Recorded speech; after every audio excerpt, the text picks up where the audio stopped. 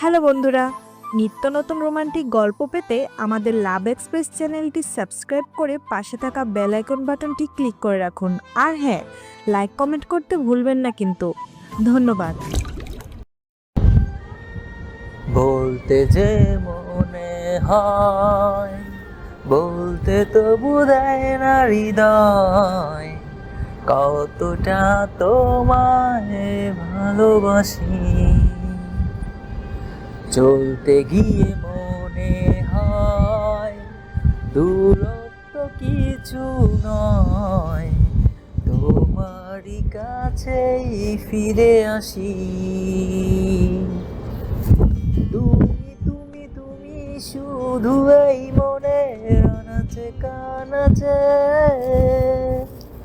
সত্যি বলো না, কেউ কি প্রেমহীনা কখনো বাঁচে? তুমি তুমি তুমি শুধু এই মনে আনাচে কানাচে,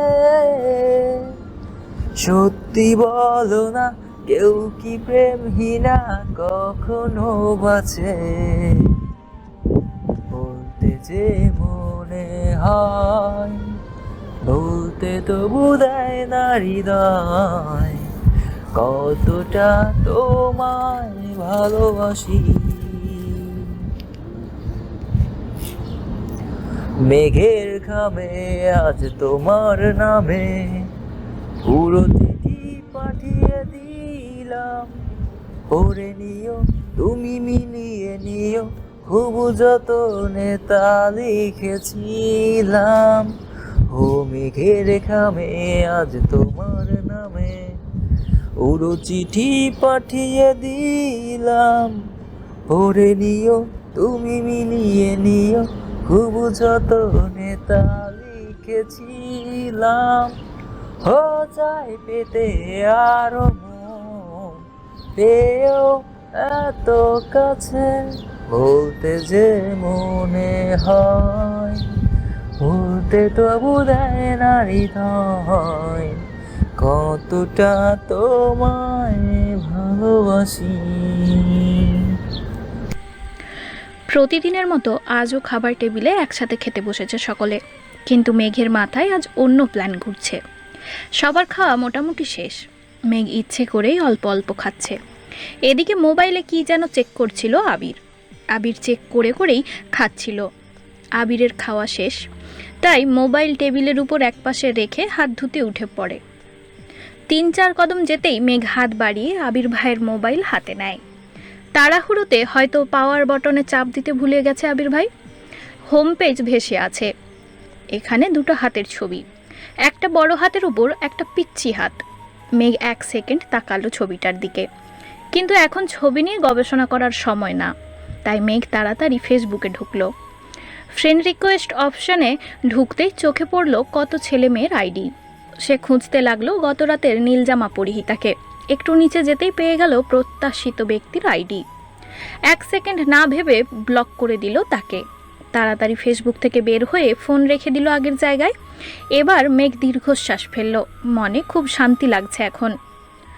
আবির ভাই টেবিলের কাছে এসে মোবাইল নিতে নিতে মেঘের দিকে তাকালো, নিরুদ্বেগ কণ্ঠে বলল, যতক্ষণ সময় খাবার টেবিলে বসে থাকিস ততক্ষণ যদি তুই খাইতি তাহলে আজ কঙ্কালের মতন থাকতি না। মোবাইল আর ব্যাগ নিয়ে অফিসের জন্য বেরিয়ে গেলেন। এদিকে মেঘ মুচকি হেসে বিড়বিড় করে বলল, আমি তো আপনার জন্যই বসে থাকি। আমি খাবার খেয়ে রুমে যেতে যেতে আপনি বাইক নিয়ে চলে যান, দেখতেই পারি না, তাই তো বাধ্য হয়ে এখন টেবিলেই বসে থাকি। আবির ভাইয়ের কথা মতো মেঘ 11টার মধ্যে গোসল করেছে আজ। যথা সময়ে রেডি হয়ে রওনা দিল টিউশনের উদ্দেশ্যে। মনটা ভীষণ খারাপ। আজ থেকে একা একা টিউশন আর কোচিংয়ে পড়তে হবে, এটা ভেবেই মন ভাঙছে বারবার। টিউশনে ঢুকতেই বন্যা ডাকলো, মেঘ, এখানে আয়। মেঘ চোখ গোল গোল করে অবাক চোখে তাকালো, ছুটে গেল বন্যার কাছে। তুই এই সময় টিউশনে কেন? আগের বেঁচে পড়িসনি? কিভাবে পড়বো? তোর বেস্ট ফ্রেন্ড হয়েছি, তোর ভোগান্তি তো আমাকে ভুগতে হবেই। মানে? গতকাল রাতে তানভীর ভাইয়া কল দিয়েছিল আমায়, বলল তোর সাথে আমারও টাইম পাল্টাই দিছে। আজ থেকে যেন বিকেলে আসি। তাহলে তুই জানাসনি কেন আমায়? আমি পুরো রাস্তা মন খারাপ করে এসেছি একা একা পড়তে হবে বলে। তোকে কিভাবে জানাবো? তুই তো আবির ভাইয়ের ঘরেই ডুবে আছিস। মেঘ কিছুটা লজ্জা পেল, তারপর সশব্দে হেসে বলল, জানিস না, আমার হিজাবটা আবির ভাই কিনে দিয়েছে। শুধু এইটাই না, সর্বমোট 30টা হিজাব কিনে দিয়েছে। শুধু তাই না, দেখ আমার পায়ের নুপুরগুলো, ওগুলোও আবির ভাই দিয়েছে, তাও আবার নিজের হাতে পরিয়ে দিয়েছে। দেখ সুন্দর না? বন্যা কপাল ভাঁজ করে নুপুরগুলো দেখল, তারপর বলল, হ্যাঁ, খুব সুন্দর হয়েছে, কিন্তু কাহিনী কি বলতো? ওই ব্যাটার হঠাৎ তোর প্রতি এত মায়া হচ্ছে, তোকে কিছু বলেছে কি? হ্যাঁ বলছে, আমি কই যাই না যাই তা পর্যবেক্ষণ করতে নুপুর দিয়েছে। বন্যা হা করে তাকায় আছে। ততক্ষণে স্যার পড়াতে চলে এসেছেন। টিউশন কোচিং শেষে মেঘ বাসার উদ্দেশ্যে চলে গেছে। সন্ধ্যার পর আবার জান্নাত আপু আসবে, পড়া রিভিশন দিতে হবে। জান্নাত আপু শুক্রবার শনিবার বাদ দিয়ে বাকি 5 দিন পড়ান। জান্নাত আপু খুব ভালো পড়ান, মেঘ ওনার ভক্ত হয়ে গেছে একেবারে। জান্নাত আপুও মেঘকে খুব আদর করে, পড়াশোনার পাশাপাশি কিভাবে পড়লে ভালো হবে রুটিন করা সব কিছুতেই হেল্প করেন। এজন্য মেঘ ইদানিং পড়াশোনাতেও বেশি গুরুত্ব দিচ্ছে। এভাবে কেটে গেল 10-12 দিন। আবিরের সাথে মেঘের প্রতিদিন সকালে খাবার টেবিলে দেখা হয়। মাঝে মাঝে মেঘ আগে আসে, মাঝে মাঝে আবির আগে চলে আসে, তারপরও দেখা তো হয়। এতেই যেন মেঘের মনে সারাদিন প্রশান্তি কাজ করে। আবির বাড়ি ফেরে 10টা-11টার দিকে। আবিরের বাইকের শব্দ পেলেই মেঘ ছুটে যায় নিজের রুমের বারান্দায়। হেলমেটটা খুলে যখন বাইক থেকে নামে, মেঘ গভীর মনোযোগ দিয়ে দেখে সে দৃশ্য আর গুনগুন করে গান গায়। তারপর বাড়িতে ঢোকার আগ পর্যন্ত যতটুকু সম্ভব তাকিয়ে তাকিয়ে আবির ভাইকে দেখে। আবির ভাই বাড়িতে ঢুকে গেলে হাসি মুখে ঘুমিয়ে পড়ে মেঘ। এটাই যেন মেঘের দৈনন্দিন রুটিন। কেন আবির ভাইকে দেখে তার কোনো উত্তর নেই অষ্টাদশীর কাছে। আবির ভাই কি শুধুই তার ক্রাশ, নাকি সে আবির ভাইকে ভালোবাসে, এর উত্তর নিজেও খুঁজে পায় না। তবে আবির ভাইকে অসম্ভব ভালো লাগে। আবির ভাইয়ের শীতল চাউনি বারংবার অষ্টাদশীর হৃদয়টা চূর্ণ বিচূর্ণ করে। আবির ভাই অষ্টাদশীর মন মস্তিষ্ক জুড়ে বিচরণ করছে। 10-12 দিন পর সকালবেলা আবির জুসের গ্লাস হাতে নিয়ে 2 চুমুক খেলো কিনা আলী আহমদ খান বলে উঠলেন, আবির, তোকে একটু চট্টগ্রাম যেতে হবে। আবির তৎক্ষণাৎ বিষম খেলো। তানবীর তাড়াতাড়ি উঠে ভাইয়ের মাথায় ফু দিচ্ছে। রান্নাঘর থেকে ছুটে এসেছেন মালিহা খান। এদিকে মেঘ অসহায়ের মতো তাকিয়ে আছে আবির ভাইয়ের দিকে। কিছুক্ষণ পর আবির স্বাভাবিক হয়ে বলল, আমি চট্টগ্রাম গিয়ে কি করব? আলী আহমদ খান স্বাভাবিকভাবেই বললেন, আমাদের কোম্পানিতে কিছু সমস্যা হচ্ছে, কিছু ডিলার ঝামেলা করতেছি শুনলাম। তোর আগামীকাল সিলেট যেতে হবে। কোম্পানির সিইও হিসাবে তোর উপরে দায়িত্ব পড়ে। তুই কথা বললেই আশা করি সমাধান হবে। ডিলাররা ডেলিভারি করার আগ পর্যন্ত তুই থাকবি ওখানে। যদি সব কিছু ঠিকঠাক হয়ে যায় তখন চলে আসিস। আবির এক পলক মেঘের দিকে তাকালো, তারপর দৃষ্টি নামিয়ে প্রশ্ন করল, কবে যেতে হবে? আলী আহমদ খান সহসা বলে উঠলেন, আজ রাতে বা আগামীকাল সকালে চলে গেলেই হবে। আবির চুপচাপ মাথা নিচু করে বসে আছে। আলী আহমদ খান আর মোজাম্মেল খান উঠে গেলেন। তানভীর এবার ভাইকে বলল, ভাইয়া, তোমার কি একা যেতে খারাপ লাগবে? আমি কি যাব তোমার সঙ্গে? আবির অগ্নি দৃষ্টিতে তাকালো তানভীরের দিকে। দাঁতে দাঁত চেপে বিড়বিড় করে কি যেন বলল। কেউ কিছু বুঝলো না, কিন্তু তানভীর সশব্দে হেসে উঠল। আবির এবার রাগে ফুঁসতে ফুঁসতে বলল, তানভীর। তানভীর হাসতে হাসতে চেয়ার থেকে উঠে বেসিনের দিকে দৌড় দিল। আবির অগ্নি দৃষ্টিতে তাকিয়ে আছে তানভীরের দিকে। তারপর মাথা নিচু করে প্লেটের খাবারটা কোনো রকমে শেষ করে উঠে চলে গেল। এদিকে মেঘ, মিম আর আদি বসে আছে। আদি আর মিম প্ল্যান করছে আবির ভাইয়াকে বলবে কক্সবাজার গেলে ওদের জন্য খেলনা, সাজুনি, শামুক নিয়ে আসতে। মেঘ নিশ্চুপ বসে খাচ্ছে। আবির ভাইকে দেখার জন্যই এখন সে প্রতিদিন ফজরের সময় ঘুম থেকে ওঠে। রাতে ঘুমানোর আগেও আবির ভাইকে দেখে ঘুমায়। আবির ভাই চট্টগ্রাম চলে গেলে ও থাকবে কিভাবে? মিম হঠাৎ ডেকে উঠল, আপু ভাইয়াকে তুমি কি আনতে বলবা? মিমের ডাকে ধ্যান ভাঙল মেঘের, একটু হাসার চেষ্টা করলো, তারপর কোমল কণ্ঠে বলল, আমার কিছু লাগবে না। সারাদিন কেটে গেল। মেঘ নিজের মতো কোচিং টিউশন শেষ করে আসছে। মিম আদি স্কুল থেকে ফিরেছে। আবির 8টায় বাসায় ফিরেছে। ততক্ষণে জান্নাত আপু পড়িয়ে চলে গেছেন। মেঘ বই খাতা নিয়ে নিজের রুমে চলে গেছে। রাত 10টার দিকে চট্টগ্রামের উদ্দেশ্যে বেরিয়ে যাবে আবির। রুমে গিয়ে শাওয়ার শেষ করে একেবারে রেডি হয়ে রুম থেকে বের হলো আবির। মেঘের রুমের দরজার সামনে এসে থামলো। দরজা ধাক্কা দিল আস্তে করে। মেঘ বিছানায় উপুর হয়ে শুয়ে আছে। পাশে বই খাতা পড়ে আছে। ফ্যানের বাতাসে পৃষ্ঠাগুলো উড়ছে। জান্নাত আপু যাওয়ার পরই রুমে এসে শুয়েছিল। আবির আস্তে আস্তে ডাকলো, মেঘ। কোনো সাড়া নেই। তাই রুমের ভিতরে ঢুকলো আবির। শান্ত পায়ে এগিয়ে গেল মেঘের কাছে। মেঘের মুখের একপাশ বিছানায় লেপ্টে আছে। ফ্যানের বাতাসে চুলগুলো এলোমেলো হয়ে উড়ছে। ছোট চুলগুলো বারবার মুখে ঝাপটে পড়ছে। লাইটের আলোয় অপর গালটা চিকচিক করছে। আবির বিছানার একপাশে বসলো। কিছুক্ষণ সূক্ষ্ম দৃষ্টিতে পরখ করলো অষ্টাদশীকে। তারপর গালে হাত রেখে মুখ থেকে ছোট চুলগুলোকে সরিয়ে দিল। 2-1 বার মাথায় হাত বুলিয়ে দিয়ে চুপচাপ রুম থেকে বেরিয়ে ব্যাগ নিয়ে নিচে চলে আসলো। মিম আর আদি খুব করে বলল, ভাইয়া কক্সবাজার যেও প্লিজ, চাটনি নিয়ে এসো, খেলনা, শামুক, আরও অনেক কিছু আবদার করলো ভাইয়ের কাছে। উত্তরে আবির শুধু বলল, সময় পেলে যাব। খেয়ে 10টা নাগাদ বেরিয়ে গেছে আবির। ইকবাল খান আগামীকাল সকাল 8টায় সিলেট যাবেন। আবিরের বাবার কোম্পানি ঢাকার বাহিরে 3টা শাখা আছে, চট্টগ্রাম, সিলেট এবং রাজশাহী। ইকবাল খানকে বেশিরভাগ সময়ই বিভিন্ন জায়গাতে দৌড়াদৌড়ি করতে হয়, কখনো চট্টগ্রাম, কখনো রাজশাহী, কখনো সিলেট। বাকি সময় বাড়িতে থাকলে হেড অফিসে থাকেন। একই সাথে 2 শাখাতে যেতে হলে কখনো কখনো মোজাম্মেল খানকেও যেতে হয়।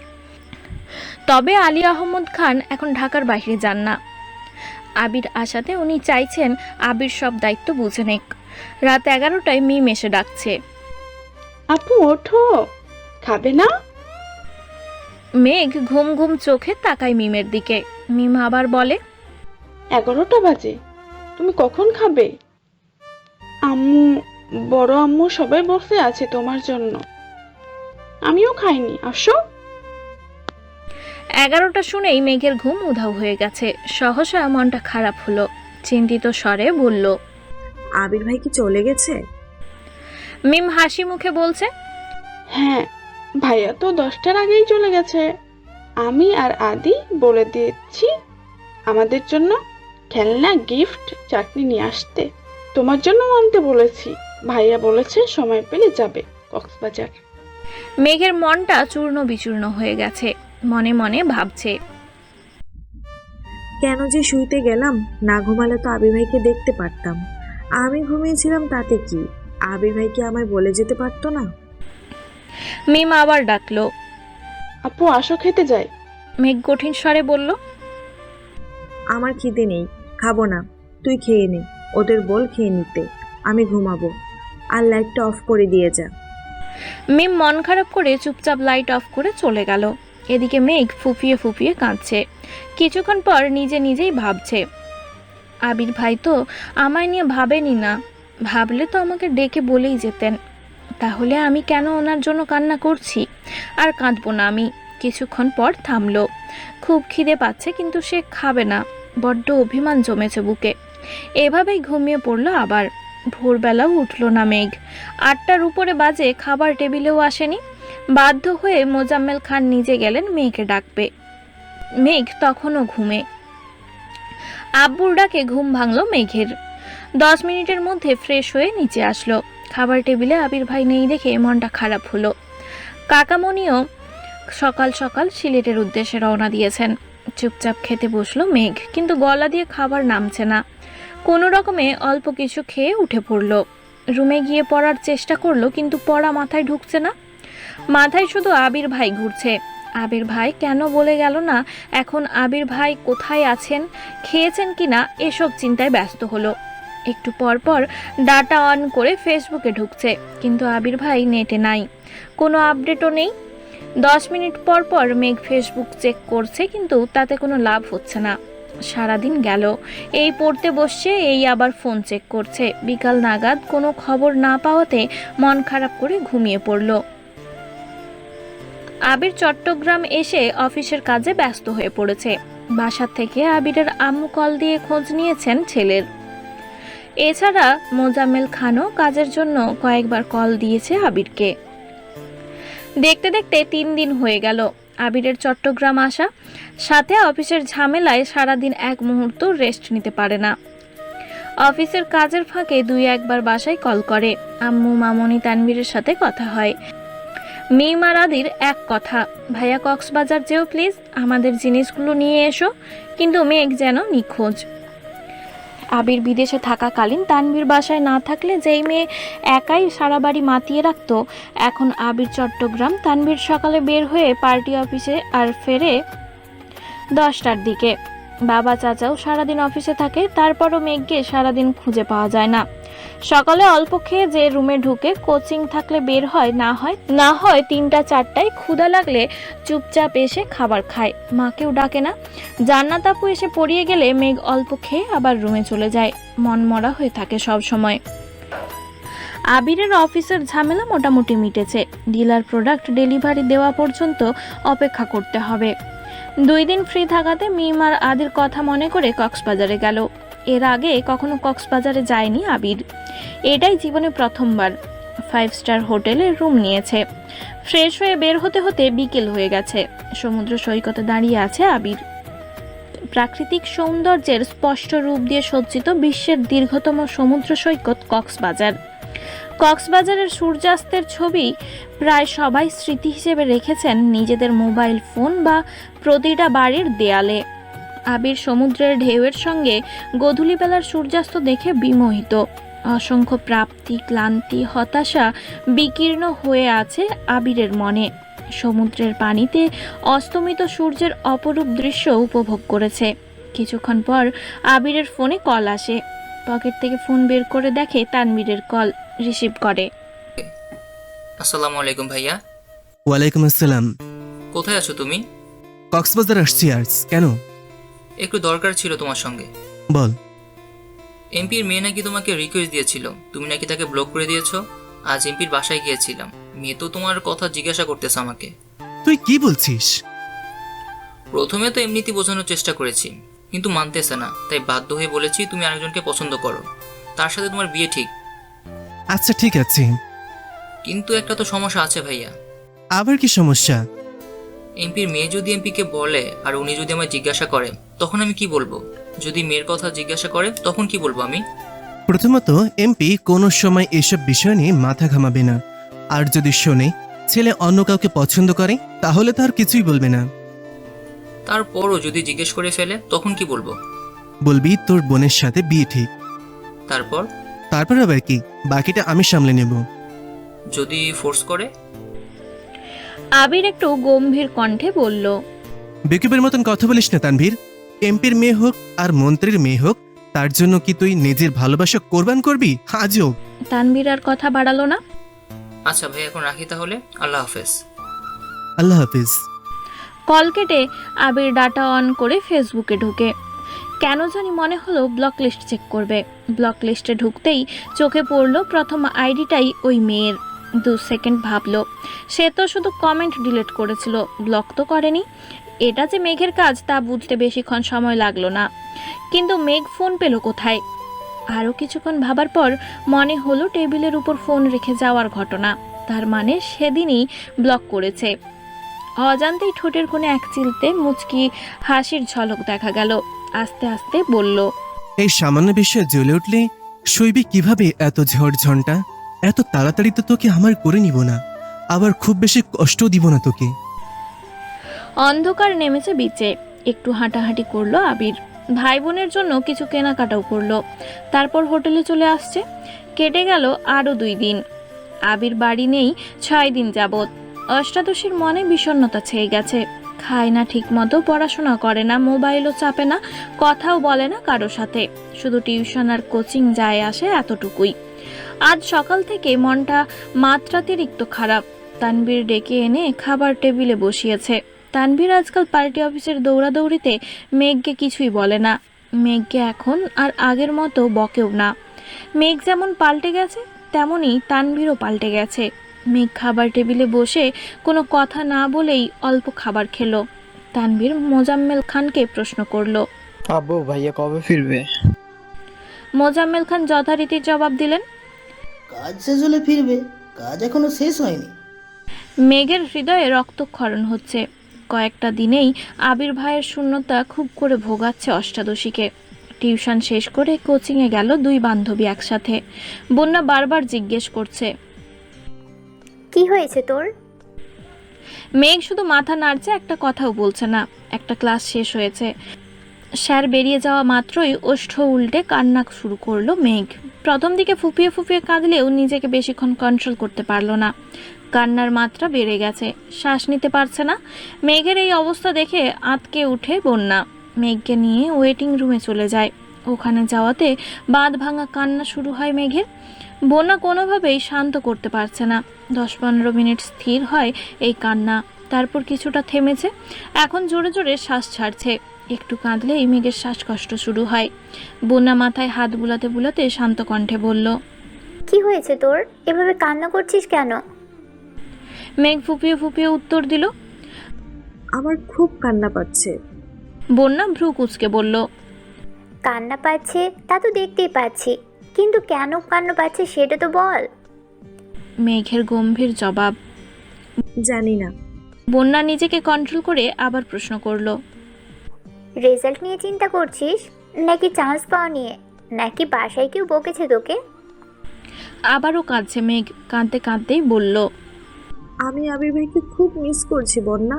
উনি ফেসবুকেও আসেন না। আমি ওনাকে না দেখে, ওনার কথা না শুনে আর থাকতে পারছি না। বন্যা এবার অবুঝ বাচ্চার মতো হাসলো, তারপর বলল, মিস করছিস তো কল দে। মেঘ কাঁদতে কাঁদতেই বলল। উনি কি আমার সাথে কথা বলবেন? বন্যা এবার সশব্দে হাসলো। উনি কথা বলবেন কি বলবেন না ওসব যদি তুই ভাবিস, তাহলে উনি কি ভাববেন? মেঘ এবার মুখ তুলে তাকালো বন্যার দিকে। বন্যা এবার হাসতে হাসতে বলল, বেবি, তুমি তো আবির ভাইয়ের প্রেমে হাবুডুবু খাচ্ছ। সাবধান বান্ধবী, ডুবে যেও না আবার, সামনে কিন্তু পরীক্ষা। মেঘ ভেঙচি কেটে বলল, আমি আবির ভাইকে ভালোবাসি। এটুকু বলেই থেমে গেল। নাটা বলার খুব চেষ্টা করলো, কিন্তু বলতে পারলো না। বন্যা মেঘকে ঠান্ডা মাথায় বেশ কিছুক্ষণ বুঝালো। মেঘ শান্ত হয়ে বসে আছে। বন্যা বলল, তুই তাহলে বাসায় চলে যা, ক্লাস করতে হবে না। ফোন দে, আমি ড্রাইভার আঙ্কেলকে কল দিচ্ছি। তারপর মেঘকে গাড়িতে দিয়ে বন্যা এসে ক্লাসটা শেষ করলো। মেঘ বাসায় এসে ফ্রেশ হয়েই ছুটে গেল মায়ের রুমে। হালিমা খান ঘুমাচ্ছিলেন। মেঘ মায়ের হাতের উপর মাথা রেখে মাকে জড়িয়ে ধরে শুয়ে পড়েছে। হালিমা খান ঘুমের মধ্যেই একবার চোখ খুলে দেখলেন মেঘকে। দেখে মেঘের পিঠ বরাবর জড়িয়ে ধরে ঘুমিয়ে পড়লেন পুনরায়। অনেকক্ষণ কান্না করায় মেঘও ক্লান্ত ছিল। সেও মাকে জড়িয়ে ধরে ঘুমিয়ে পড়েছিল। বেশ কিছুক্ষণ পর মেঘের ঘুম ভাঙে। ততক্ষণে হালিমা খান সজাগ হয়ে গেছেন। শুয়ে শুয়ে মেয়ের মাথায় হাত বুলিয়ে দিচ্ছেন। মেঘ সচরাচর মায়ের কাছে শুতে আসে না। যখন খুব বেশি মন খারাপ থাকে তখনই আসে। মেঘের ঘুম ভাঙতেই হালিমা খান বললেন, তোর কি শরীর খারাপ মা? মেঘ মাথা নেড়ে না করলো। হালিমা খান পুনরায় বললেন, রেজাল্ট নিয়ে চিন্তা করছিস? মেঘ আবারও মাথা নেড়ে না করলো। মেঘ এবার মাকে শক্ত করে জড়িয়ে ধরে বলল, আম্মু, আবির ভাই কবে আসবে? মেয়ের প্রশ্নে হালিমা খান মুচকি হাসলেন আর বললেন, কেন, ভাইয়ের জন্য পেট পুড়ছে? মেঘ মনে মনে বলল। পেটের সাথে মনটাও পড়ছে আম্মু। মেঘকে নীরব দেখে হালিমা খান বললেন, দুপুরেই তো কথা হলো, বললো আরো 2-4 দিন লাগতে পারে। কথা হয়েছে শুনে সহসা মেঘের মনটা খারাপ হলো। নিজেকে সামলে বলল, আম্মু, আবির ভাইকে কল দাও না প্লিজ। বিকেলেই তো কথা হলো, এখন আবার কল দিয়ে কি করব? ছেলেটা মনে হয় ব্যস্ত। আম্মু প্লিজ দাঁড়াও না। হালিমা খান নিজের ফোন হাতে নিয়ে কল দিল আবিরকে। লাউডস্পিকারে দিয়েছেন, কয়েকবার রিং হতেই রিসিভ হলো। আসসালামু আলাইকুম মামনি। আবির ভাইয়ের কণ্ঠ শুনে মেঘের বক্ষ স্পন্দন জোরালো হলো। ওয়ালাইকুম আসসালাম। ব্যস্ত আছিস বাবা? হ্যাঁ কিছুটা, কেন? মেঘ একটু কথা বলবে তোর সাথে। ঠিক আছে দাও। হালিমা খান মেঘের দিকে ফোন এগিয়ে দিলেন। মেঘ কাঁপা কাঁপা হাতে ফোন নিল। সঙ্গে সঙ্গে লাউডস্পিকার অফ করে দিল মেঘ। মেঘ ধীর কণ্ঠে বলল, হ্যালো। আবির তৎক্ষণাৎ রেগে মেগে বলল, হ্যালো কি রে, প্রথমে কল দিয়ে সালাম দিতে হয়, এটাও জানিস না? আবিরের ধমকে চুপসে গেল মুখটা। আস্তে ধীরে বলল, আসসালামু আলাইকুম। আবির গম্ভীর কণ্ঠেই উত্তর দিল। ওয়ালাইকুম আসসালাম। মেঘ এবার কাঁপা কাঁপা গলায় বলল, কেমন আছেন আবির ভাই? আবির কিছুটা স্বাভাবিক হয়ে বলল। আলহামদুলিল্লাহ ভালো, তুই কেমন আছিস? মেঘ দীর্ঘশ্বাস ফেলে উত্তর দিল। আলহামদুলিল্লাহ। দুজনেই কয়েক সেকেন্ড নীরবতা পালন করলো। আবির নীরবতা ভেঙে রাজভারী কণ্ঠে শুধালো, তোর ফোন দিয়ে কল দিতে পারিস না? মামনির ফোন থেকে কল দিতে হলো কেন? মুখের উপর মেঘ বলে ফেলল। আপনার নাম্বার নাই আমার কাছে। আবির এবার দীর্ঘশ্বাস ফেলল, গম্ভীর কণ্ঠে জবাব দিল, রাখছি, ব্যস্ত আছি আমি। এই বলে কল কেটে দিল। মেঘ আহম্মকের মতো ফোনের দিকে তাকিয়ে রইল। বুঝে উঠতে পারল না ব্যাপারটা। আবির ভাইয়ের নাম্বার নেই এই কথা শুনে রেখে দিল নাকি সত্যিই ব্যস্ত, এটা ভেবে পাচ্ছে না অষ্টাদশী। ফোনের স্ক্রিনে ভেসে আছে আবির নামে সেভ করা নাম্বারটা। মেঘ মনে মনে নাম্বারটা মুখস্থ করতে ব্যস্ত হলো। তারপর মাকে ফোন দিয়ে নিজের রুমের দিকে দৌড় দিল। নিজের ফোনে আবির ভাইয়ের নাম্বারটা লিখে নামের অপশনে লিখলো আমার আবির, সাথে লাভ ইমোজি। কিছুটা দূরে লিখলো ভাই। সেভ করলো নাম্বারটা। আবির ভাইয়ের সাথে কথা বলেছে এই খুশিতে মেঘ সারা বাড়ি ছুটছে। কে বলবে এই মেয়েটাই এক সপ্তাহ রুম থেকে বের হয়নি, কারোর সাথে কথা পর্যন্ত বলেনি। আজ সে মিম আর আদিকে নিয়ে দুষ্টামি খুনসুটিতে মগ্ন। মিম আর আদিও যেন আপুকে এভাবে পেয়ে বড্ড খুশি। হঠাৎ জান্নাত আপু বাড়িতে ঢুকলো। মেঘকে এত হাসি খুশি দেখে জান্নাত আপু খুশি হলো। এই এক সপ্তাহে জান্নাত আপু যতদিন এসেছে প্রতিদিনই মেঘ মনমরা হয়ে বসে থাকে। পড়া ধরলে পারলে বলে, না পারলে চুপ থাকে। আপু বুঝালেও সাড়া নেই, বুঝছে কিনা তাও বলে না। জান্নাত আপু কম করে হলেও 20 বার জিজ্ঞেস করে, মেঘ তোমার কি হয়েছে বলো? মেঘ কিছুই বলে না। এতে জান্নাত আপু চিন্তিত ছিল। উনি নিজে থেকেই অনেক বুঝিয়েছেন রেজাল্ট নিয়ে যেন চিন্তা না করে, অ্যাডমিশন টেস্ট নিয়ে যেন না ভাবে, কিন্তু মেঘ এসবে কোনো সাড়া দেয়নি। তাই আজ মেঘকে খুশি দেখে জান্নাত আপুর মুখে সহসা হাসি ফুটে উঠেছে। জান্নাত আপু ডাকলেন, মেঘ। সোফায় বসা মেঘ পিছন ফিরে তাকিয়ে জান্নাত আপুকে দেখে ছুটে আসে। আপু কেমন আছো? আলহামদুলিল্লাহ ভালো, তুমি কেমন আছো? আলহামদুলিল্লাহ ভালো। আপু তুমি একটু বসো, আমি রুম থেকে বই খাতা নিয়ে আসছি। বলেই সিঁড়ি দিয়ে ছুটছে রুমের দিকে।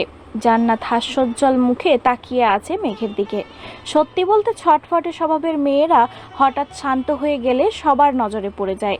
মেঘের ক্ষেত্রেও তেমনটাই হয়েছে। জান্নাত আপুর পড়ানোয় মেঘের সম্পূর্ণ মনোযোগ আছে আজ। পড়ানোর আগেই সব বুঝে ফেলছে। জান্নাত আপু পড়িয়ে যাওয়ার পর আরও 1-2 ঘন্টা মিম আর আদির সাথে আড্ডা দিয়েছে মেঘ। নিজেও পড়ছে না, ওদেরকেও পড়তে দিচ্ছে না। এতে অবশ্য মা কাকিয়া কিছুই বলছে না। মেয়েটা যে হাসি খুশি আছে এতেই সবার ভালো লাগছে। মোজাম্মেল খান এবং আলী আহমদ খান বাসায় ফিরেছেন কিছুক্ষণ আগে। ফ্রেশ হয়ে খেতে বসেছেন। মেঘও আজ সবার সাথে খেতে বসেছে। আবির ভাইয়ের চেয়ারের দিকে তাকিয়ে মুচকি হাসলো। মনে মনে বলল, মিস ইউ আবির ভাই। আলী আহমদ খান মেঘকে জিজ্ঞেস করলেন, মেয়েটা ভালো পড়াচ্ছে তো আম্মু? মেঘ হাসি মুখে উত্তর দিল, আপু অনেক ভালো পড়ায় আব্বু। কোনো সমস্যা হলে জানাইও। স্বাভাবিকভাবেই কথাটা বললেন আলী আহমদ খান। মেঘও শান্ত স্বরে বলল, ঠিক আছে আব্বু। মেঘ রুমে এসে শুয়ে পড়েছে। আজ পড়তে একটুও ইচ্ছে করছে না। আবির ভাইয়ের সাথে কথা বলার খুশির সাথে এটাও অনুভব করছে সে আবির ভাইকে ভালোবেসে ফেলেছে। এসব ভেবেই মেঘের ওষ্ঠ ছড়িয়ে আসে। সহসা ডাটা অন করে আবির ভাইয়ের আইডিতে ঢুকে সেদিন রাগ করে ছবি ডিলিট করার পর আর ছবিগুলো ডাউনলোড করেনি। আজ আবার ইচ্ছে হলো ছবিগুলো সেভ করার।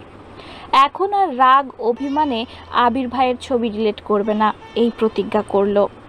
আবির ভাইয়ের আইডিতে ঢুকতেই একটা পোস্ট চোখে পড়ে, আমার স্বপ্নগুলো হাতছানি দেয় সন্ধ্যা তারার মাঝে। সাথে কক্সবাজার সমুদ্র সৈকতে তোলা একটা ছবি। 2 ঘন্টা আগেই পোস্ট করেছেন। মেঘ সঙ্গে সঙ্গে ছবিতে কেয়ার রিয়েক্ট দিল, একটা লাভ ইমোজিও কমেন্ট করলো। আবির ভাইয়ের ছবি দেখে মেঘেরও কক্সবাজার যেতে খুব ইচ্ছে করছে, কিন্তু চাইলেই তো সব ইচ্ছে পূরণ হয় না। এক দৃষ্টিতে ছবিটা কিছুক্ষণ দেখলো, তারপর আস্তে আস্তে সব ছবি সেভ করতে লাগলো। গ্যালারিতে একটা একটা অ্যালবাম খুললো, নাম দিল পকি ট্র্যাম্পেল। এখানে আবির ভাইয়ের সব ছবি একসাথে রাখলো। আবির ভাইকে দেখতে দেখতে কখন ঘুমিয়েছে কে জানে। কেটে গেল আরও 2-3 দিন। মেঘ নিজের রুটিন মতো খায়, গোসল করে, ঘুমায়, পড়াশোনা করে। মাঝখানে 5-7 দিন একদমই পড়াশোনা করেনি। এই গ্যাপটাও এখন ফিল আপ করছে। ক্লান্ত লাগলে আবির ভাইয়ের ছবি দেখে। আজ কোচিং টিউশন কিছু নেই, তাই দুপুরে খেয়ে ঘুমিয়েছে মেঘ। বিকেলে ঘুম থেকে উঠে ফ্রেশ হয়ে নিচে আসে কফি খাওয়ার জন্য। নিচে আসতেই চোখে পড়ে মিম আর আদি অনেক গিফট ছড়িয়ে দেখছে। মেঘকে দেখেই আদি ছুটে যায় মেঘের কাছে। আপু দেখো ভাইয়া কত গিফট নিয়ে এসেছে আমাদের জন্য, অনেকগুলো শামুক এনেছে, সবার নাম লেখা। আসো আসো। এর মধ্যে মিম 2টা শামুক নিয়ে এসেছে। মেঘ এক পলক তাকালো শামুকের দিকে। শামুকগুলোর উপর সুন্দর করে ভেসে আছে নামটা। মেঘ উত্তেজিত কণ্ঠে জিজ্ঞেস করলো, আবির ভাই কখন এসেছে? মিম হাসি মুখে উত্তর দিল, কিছুক্ষণ আগেই এসেছে। মেঘ আর কিছু না বলে সিঁড়ি দিয়ে ব্যস্ত পায়ে উঠতে লাগলো। মিম পিছন থেকে ডাকলো, আপু কোথায় যাচ্ছ? আরো গিফট আনছে ভাইয়া, আসো দেখে যাও। মেঘ গলা উঁচু করে বলল, একটু পরে আসছি। হুটোপুটি করে উঠে অন্তহীন ছুটে আবির ভাইয়ের রুমের দিকে। ঠিক দরজার সামনে এসে থামে। উত্তেজিত হাতের ধাক্কায় চাপানো দরজা সহসা খুলে গেল। আবির শাওয়ার শেষ করে কোমরে টাওয়েল জড়িয়ে উন্মুক্ত শরীরে ওয়াশরুম থেকে বের হয়েছে মাত্র। সারা শরীরে বিন্দু বিন্দু পানিতে চিকচিক করছে। প্রশস্ত বুকের লোমগুলোতেও পানি জমে আছে। চুল থেকে টুপটুপ করে পানি পড়ছে। মেঘের দিকে নির্বাক চোখে তাকিয়ে আছে আবির। মেয়েটার এলোমেলো চুলগুলো উড়ছে এদিক সেদিক। এই কয়েকদিনেই অষ্টাদশীর মুখটা মলিন হয়ে গেছে, গায়ের রঙও কিছুটা চেপে গেছে। গভীর দৃষ্টিতে তা পরখ করতে ব্যস্ত আবির। এদিকে আবির ভাইয়ের আবেশিত নেশা ভরা চোখের চাউনিতে অষ্টাদশীর কোমল মনে অশান্ত অস্থির ঢেউ আছড়ে পড়ছে। মনে হচ্ছে সিডর, আইলা, জলোচ্ছ্বাস সব কিছু একসাথে হানা দিয়েছে। এতদিন পর প্রিয় মানুষটাকে দেখছে, তাও আবার এই অবস্থায়। আবির ভাইকে এই অবস্থায় দেখে মেঘের অন্তঃস্থল শিহরণ জাগায়। মেঘের মনে অকস্মাৎ গান বেজে উঠল, দৃষ্টিতে যেন সে রাসপুতিন, খুন হয়ে যায় আমি প্রতিদিন। নাম ধাম জানি না, সাথে তার সব কিছু, তবুও নিলাম আমি তার পিছু। টেনে হিচড়ে অনেক কষ্টে দৃষ্টি নামালো মেঘ। বক্ষ স্পন্দন জোরালো হলো। অষ্টাদশীর ভেতরটা ভরে এলো। এ যেন প্রশান্তির হাওয়া। আবির তখনও দুর্বোধ্য দৃষ্টিতে তাকিয়ে আছে অষ্টাদশীর পানে।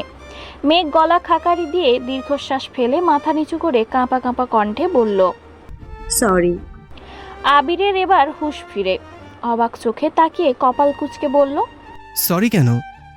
মেঘ কণ্ঠ খাদে নামিয়ে জবাব দিল, অসময়ে চলে আসছি তাই। এটুকু বলেই চলে যেতে নাই মেঘ। আবির হঠাৎই গম্ভীর গলায় বলে উঠল, দাঁড়া, কি বলতে এসেছিলে বল। মেঘ তৎক্ষণাৎ শীতল কণ্ঠে বলল, ভুলে গেছি। আবির কয়েক সেকেন্ড থামলো, ঠোঁটের কোণায় দুষ্টু হাসি। নিরুদ্বেগ কণ্ঠে বলল, মনে করে বলে তারপর যাবি। আবির ভাইয়ের কথা শুনে মেঘের হাত পা কাঁপাকাঁপি শুরু হয়ে গেছে। আবির ভাই থাপ্পড় দিবে না তো? মেঘ নরম স্বরে আস্তে ধীরে আবারও বলল, সরি আবির ভাই, এভাবে আর রুমে ঢুকবো না, সরি। আবির কণ্ঠ দ্বিগুণ ভারী করে বিরক্তি নিয়ে বলল, এত ন্যাকামি করিস কেন মেঘ? তুই কি চাচ্ছিস এখন আমি চিৎকার দিয়ে বাড়ির সব মানুষ জড়ো করে বলি, ও মা গো, বাবা গো, মেঘ আমার সর্বনাশ করে ফেলেছে? আমায় খালি গায়ে দেখে ফেলেছে। এখন আমার কি হবে? আবির ভাইয়ের মুখে এমন কথা শুনে মেঘ হা করে তাকালো আবির ভাইয়ের দিকে। আবির ভাইয়ের খালি গা দেখে মনের ভেতর পুনরায় উতাল পাতাল শুরু হয়ে যাচ্ছে। মেঘের সমস্ত গায়ে স্রোতের মতো শীতল হাওয়া বয়ে যায়। তৎক্ষণাৎ মাথা নিচু করে ফেলল মেঘ। আবির শক্ত কণ্ঠে আবার বলল, আমি মেয়ে না যে আমায় এই অবস্থায় দেখে ফেলেছিস বলেই মান সম্মান চলে যাবে। তুই কি বলতে আসছিলি সেটা বল। মেঘ এবার মাথা নিচু করে কাঁপা কাঁপা গলায় আস্তে আস্তে বলল, আপনাকে দেখতে আসছিলাম। আবির ভ্রু কুচকে তাকালো। তৎক্ষণাৎ বলে উঠল, দেখতে আসছিস? দেখ নে, খোঁজ নে আমার। এত ফর্মালিটি করছিস কেন? মেঘ নরম স্বরে বলল, দেখেছি, এখন আসি। ঘুরে এক পা ফেলতেই আবির ডাকলো, তোর সাথে কথা আছে, বস এখানে। মেঘ ঠায় দাঁড়িয়ে পড়ল সেখানে। মেঘের এবার রক্ত সঞ্চালন বন্ধ হওয়ার পরিস্থিতি হলো। মুখ তুলে তাকাতেও পারছে না, মনে মনে বলছে। মনে মনে বলছে, আল্লাহ বাঁচাও। আবির আবার বলল, বসতে বললাম তো তোকে। মেঘ ধীর স্থির পায়ে এগিয়ে এসে বিছানার কোনায় বসেছে। চিবুক নামিয়েছে গলায়, দৃষ্টি তার ফ্লোরে। আবির একটা টি শার্ট হাতে নিয়ে ঘুরে এসে মেঘের থেকে কিছুটা দূরে বসেছে। আবির কঠিন স্বরে বলল, কি হয়েছে তোর? মেঘ আবারও কাঁপা কাঁপা কণ্ঠে বলল, আবির ভাই, আপনি কিছু একটা পড়ুন প্লিজ। আবির মুচকি হেসে ভেজা শরীরেই হাতের গেঞ্জিটা পরে নিল আর বলল, এবার শান্তি হয়েছে? এখন বল কি হয়েছে তোর? মেঘ চিবুক নামিয়ে শীতল কণ্ঠে উত্তর দিল। কিছু হয়নি। রাগান্বিত স্বরে আবির বলল, মেয়ে, ভাবছি তোকে মেডিকেলে বিক্রি করে দেব। মেঘের সংকীর্ণ মুখটা আরো বেশি ছোট হলো। নিভু নিভু চোখে তাকালো আবির ভাইয়ের দিকে। পাতলা অধর নেড়ে বলল, কেন? আমি কি করেছি? আবির অভিভূতের ন্যায় নিষ্পলক চেয়ে রইল মেঘের দিকে। প্রখর তপ্ত স্বরে বলল, এই যে তুই ঠিক মতন খাচ্ছিস না, দিনকে দিন কঙ্কাল হচ্ছিস। তোকে এই বাড়িতে রাখার থেকেও মেডিকেলে রাখলে বেশি কাজে দেবে। কণ্ঠ ভিজে এলো মেঘের, নেত্রদয় টলমল করছে। কাঁপা কাঁপা গলায় বলল, খাই তো আমি। আবির এবার সরু নেত্রে তাকালো মেঘের চোখের দিকে। নেত্র যুগল টইটুম্বুর হয়ে আছে, পল্লব ফেললেই পানি গড়িয়ে পড়বে গাল বেয়ে। আবির দীর্ঘশ্বাস ফেলে বলা শুরু করলো, এই কয়েকদিনে না তুই ঠিক মতন খেয়েছিস আর না ঠিক মতন কোনো কাজ করেছিস। খাওয়া আর ঘুম যে ঠিক মতন করিসনি তা তোকে দেখলেই বোঝা যাচ্ছে। চুলগুলো কতদিন আশ্রাস না আল্লাহ জানে। এমনকি পড়াশোনাও করিস না, কোচিং টিউশনের প্রতিটা পরীক্ষায় কম নাম্বার পেয়েছিস। একটু থেমে রাগে কটমট করে বলল, তুই কি পড়াশোনা করতে চাচ্ছিস না? তুই পড়াশোনা না করলে বল, আমি বাড়ির সবার সাথে কথা বলে নিব। আজকের পর কোনো দিন তোর বই নিয়ে বসতে হবে না, এর জন্য তোকে কেউ কিচ্ছু বলবে না। মেঘের গাল বেয়ে অঝরে পানি পড়ছে। কান্নারত কণ্ঠে বলল, আমি পড়াশোনা করব। আবির পুনরায় গুরুভার কণ্ঠে বলল, এক সপ্তাহে কোচিং টিউশনে পরীক্ষায় কম নাম্বার পাওয়ার কারণ কি? মেঘ ভনিতা ছাড়াই বলে উঠল, কম পাইনি তো। আবির দাঁতে দাঁত চেপে কণ্ঠ 3 গুণ ভারী করে বলল, আমার সামনে অন্তত মিথ্যা বলিস না। প্রতিটা 30 মার্কের পরীক্ষায় তুই 12, 15, 20 করে পেয়েছিস। এগুলো কি খারাপ মার্কস নয়? এই মার্ক পেলে তুই জীবনও চান্স পাবি। মেঘ অকস্মাৎ আবির ভাইয়ের দিকে তাকায়। আওয়াজবিহীন কান্নায় গাল বেয়ে গলায় এসেছে অশ্রুরা। ভেজা কণ্ঠে অবাক চোখে তাকিয়ে বলল, আপনি কিভাবে জানেন? আবির উদ্বেলিত ভঙ্গিতে তাকিয়ে আছে অষ্টাদশীর পানে। শক্ত কণ্ঠে বলল, মেঘ, আমি তোকে ছাড় দিয়েছি, ছেড়ে দিইনি। তুই কি ভাবছিস তোর কোনো খোঁজ আমার কাছে নেই? তোর কোচিংয়ের পরিচালক আমার স্কুল ফ্রেন্ড। তাছাড়া তোর নাম্বারের পাশে গার্ডিয়ানের যে নাম্বারটা দেওয়া কোচিংয়ে, এটা আমার নাম্বার। তুই পরীক্ষায় কত পাস, তোর কবে কি পরীক্ষা, সব মেসেজ যেমন তোর কাছে যায় তেমনি আমার কাছেও আসে। তোর টিউশনের স্যার আমার পরিচিত। তুই যেদিকে পা দিবি সবটাই আমার দখলে। তাই মিথ্যা বলা, কোনো কিছু লুকানোর চেষ্টা কখনো করিস না। মেঘ আহাম্মকের মতো তাকিয়ে কথাগুলো শুনল। দুরু দুরু বুক কাঁপছে। উদ্গ্রীব চোখ দুটো লম্বা চওড়া মানুষটার মুখের দিকে। কান্না থেমে গেছে, গালে পানির দাগ স্পষ্ট। উদ্বেগহীন চাউনি আবির ভাইয়ের। কয়েক মুহূর্ত চোখাচোখি হলো দুজনের। শেষমেশ আবির ভাই দৃষ্টি ফেরালো। মেঘ আর কিছু বলার ভাষা খুঁজে পাচ্ছে না, চুপচাপ পা বাড়ায় দরজার দিকে। আবির সহসা ডাকে, দাঁড়া। মেঘের পা কাঁপছে। আবির হাতে একটা শপিং ব্যাগ নিয়ে এগিয়ে আসলো মেঘের কাছে। আবির ভাই কাছাকাছি আসতেই নাকে লাগলো চিরচেনা পরিচিত গন্ধ। মাত্র শাওয়ার নেওয়ায় সে গন্ধটা যেন অন্যরকম সুন্দর লাগছিল। আবির শপিং ব্যাগ এগিয়ে দিল মেঘের দিকে আর বলল, এগুলো তোর। আর আজকের পরীক্ষার পর পড়াশোনা, নিজের যত্ন, একটুখানি ত্রুটি যদি আমি দেখি তাহলে আর মুখে কিছু বলবো না। যা এখন। আবির ভাইয়ের ঠান্ডা হুমকিতে কম্পিত হলো অষ্টাদশীর দেহ। আঙুল শুদ্ধ কাঁপছে। কাঁপা হাতে শপিং ব্যাগ নিয়ে ছুটে পালালো রুম থেকে। নিজের রুমের দরজা ঠেলে ভেতরে ঢুকলো। শপিং ব্যাগটা বিছানার পাশে রেখে বিছানায় শুয়ে পড়লো মেঘ। শপিং ব্যাগটা খুলে দেখার ইচ্ছেও করছে না। ইচ্ছের থেকেও বড় বিষয়, সেই শক্তিটাই পাচ্ছে না। বিছানায় শুয়ে চোখ বন্ধ করতেই চোখের সামনে ভেসে উঠল আবির ভাইয়ের সেই উন্মুক্ত দেহ, গায়ে চিকচিক করতে থাকা বিন্দু বিন্দু পানি, সেই ধারালো চাউনি। অষ্টাদশের হৃদয়ে লাগছে বসন্তের হাওয়া। হৃৎপিণ্ডের কম্পনের মাত্রা এতটাই তীব্র যা সহ্য করতে না পেরে মেঘ ডান হাত দিয়ে চেপে ধরেছে, কিন্তু তাতেও যেন কম্পন থামছে না। সহসা চোখ মেলে তাকালো মেঘ। চোখের সামনের থেকে যেন আবির ভাই সরছেই না। চোখ বন্ধ করলেও আবির ভাইকে দেখছে, চোখ মেলে তাকালেও আবির ভাইকেই দেখছে।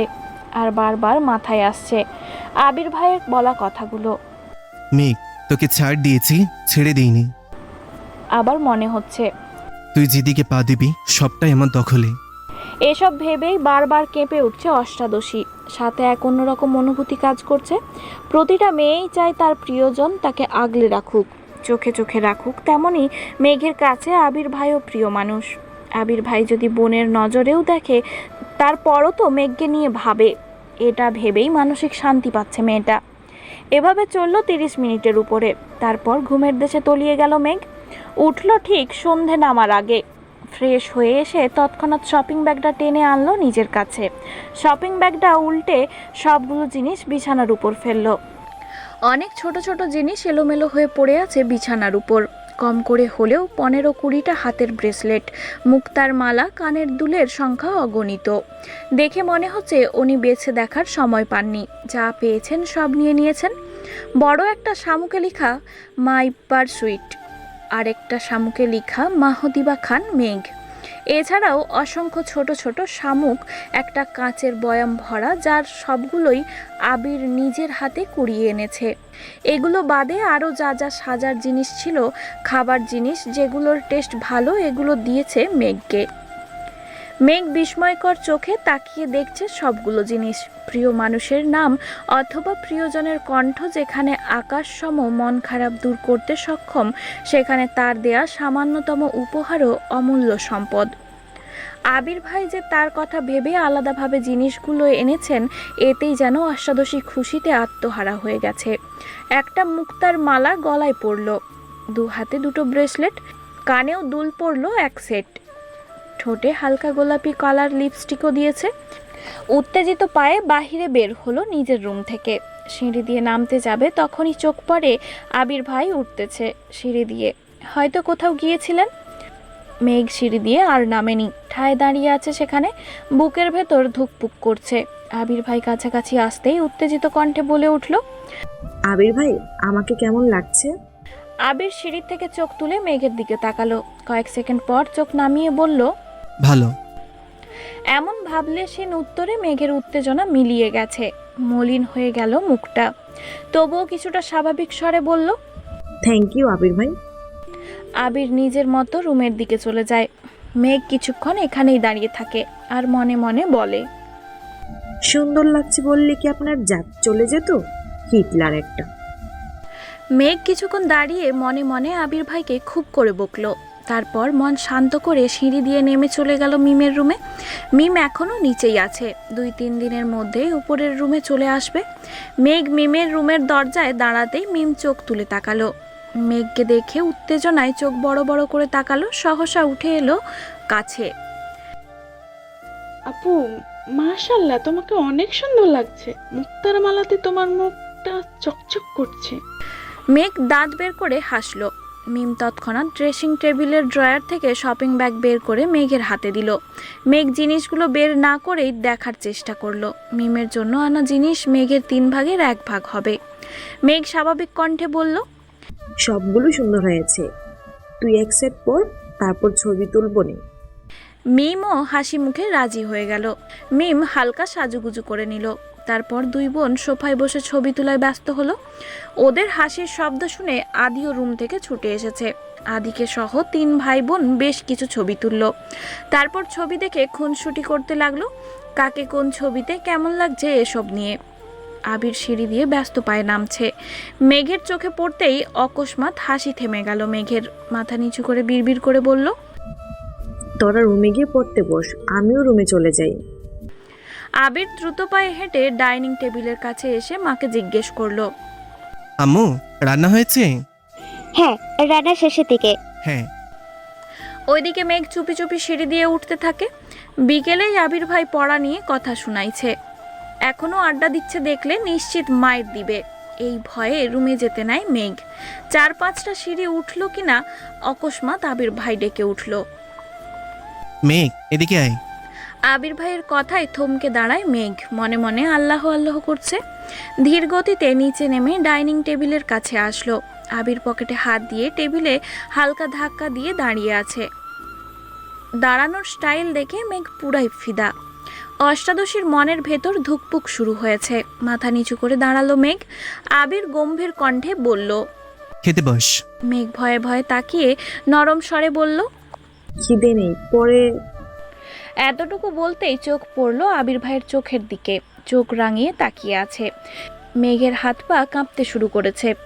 আর কিছু বলার সাহস করলো না, চুপচাপ চেয়ার টেনে বসে পড়ল। আবিরও এবার টেবিল ঘুরে নিজের চেয়ার টেনে বসলো। মেঘ মাথা নিচু করে চুপচাপ বসে আছে। আবির একবার মেঘের দিকে তাকাচ্ছে, আবার ঘাড় ঘুরিয়ে রান্নাঘরে দেখছে।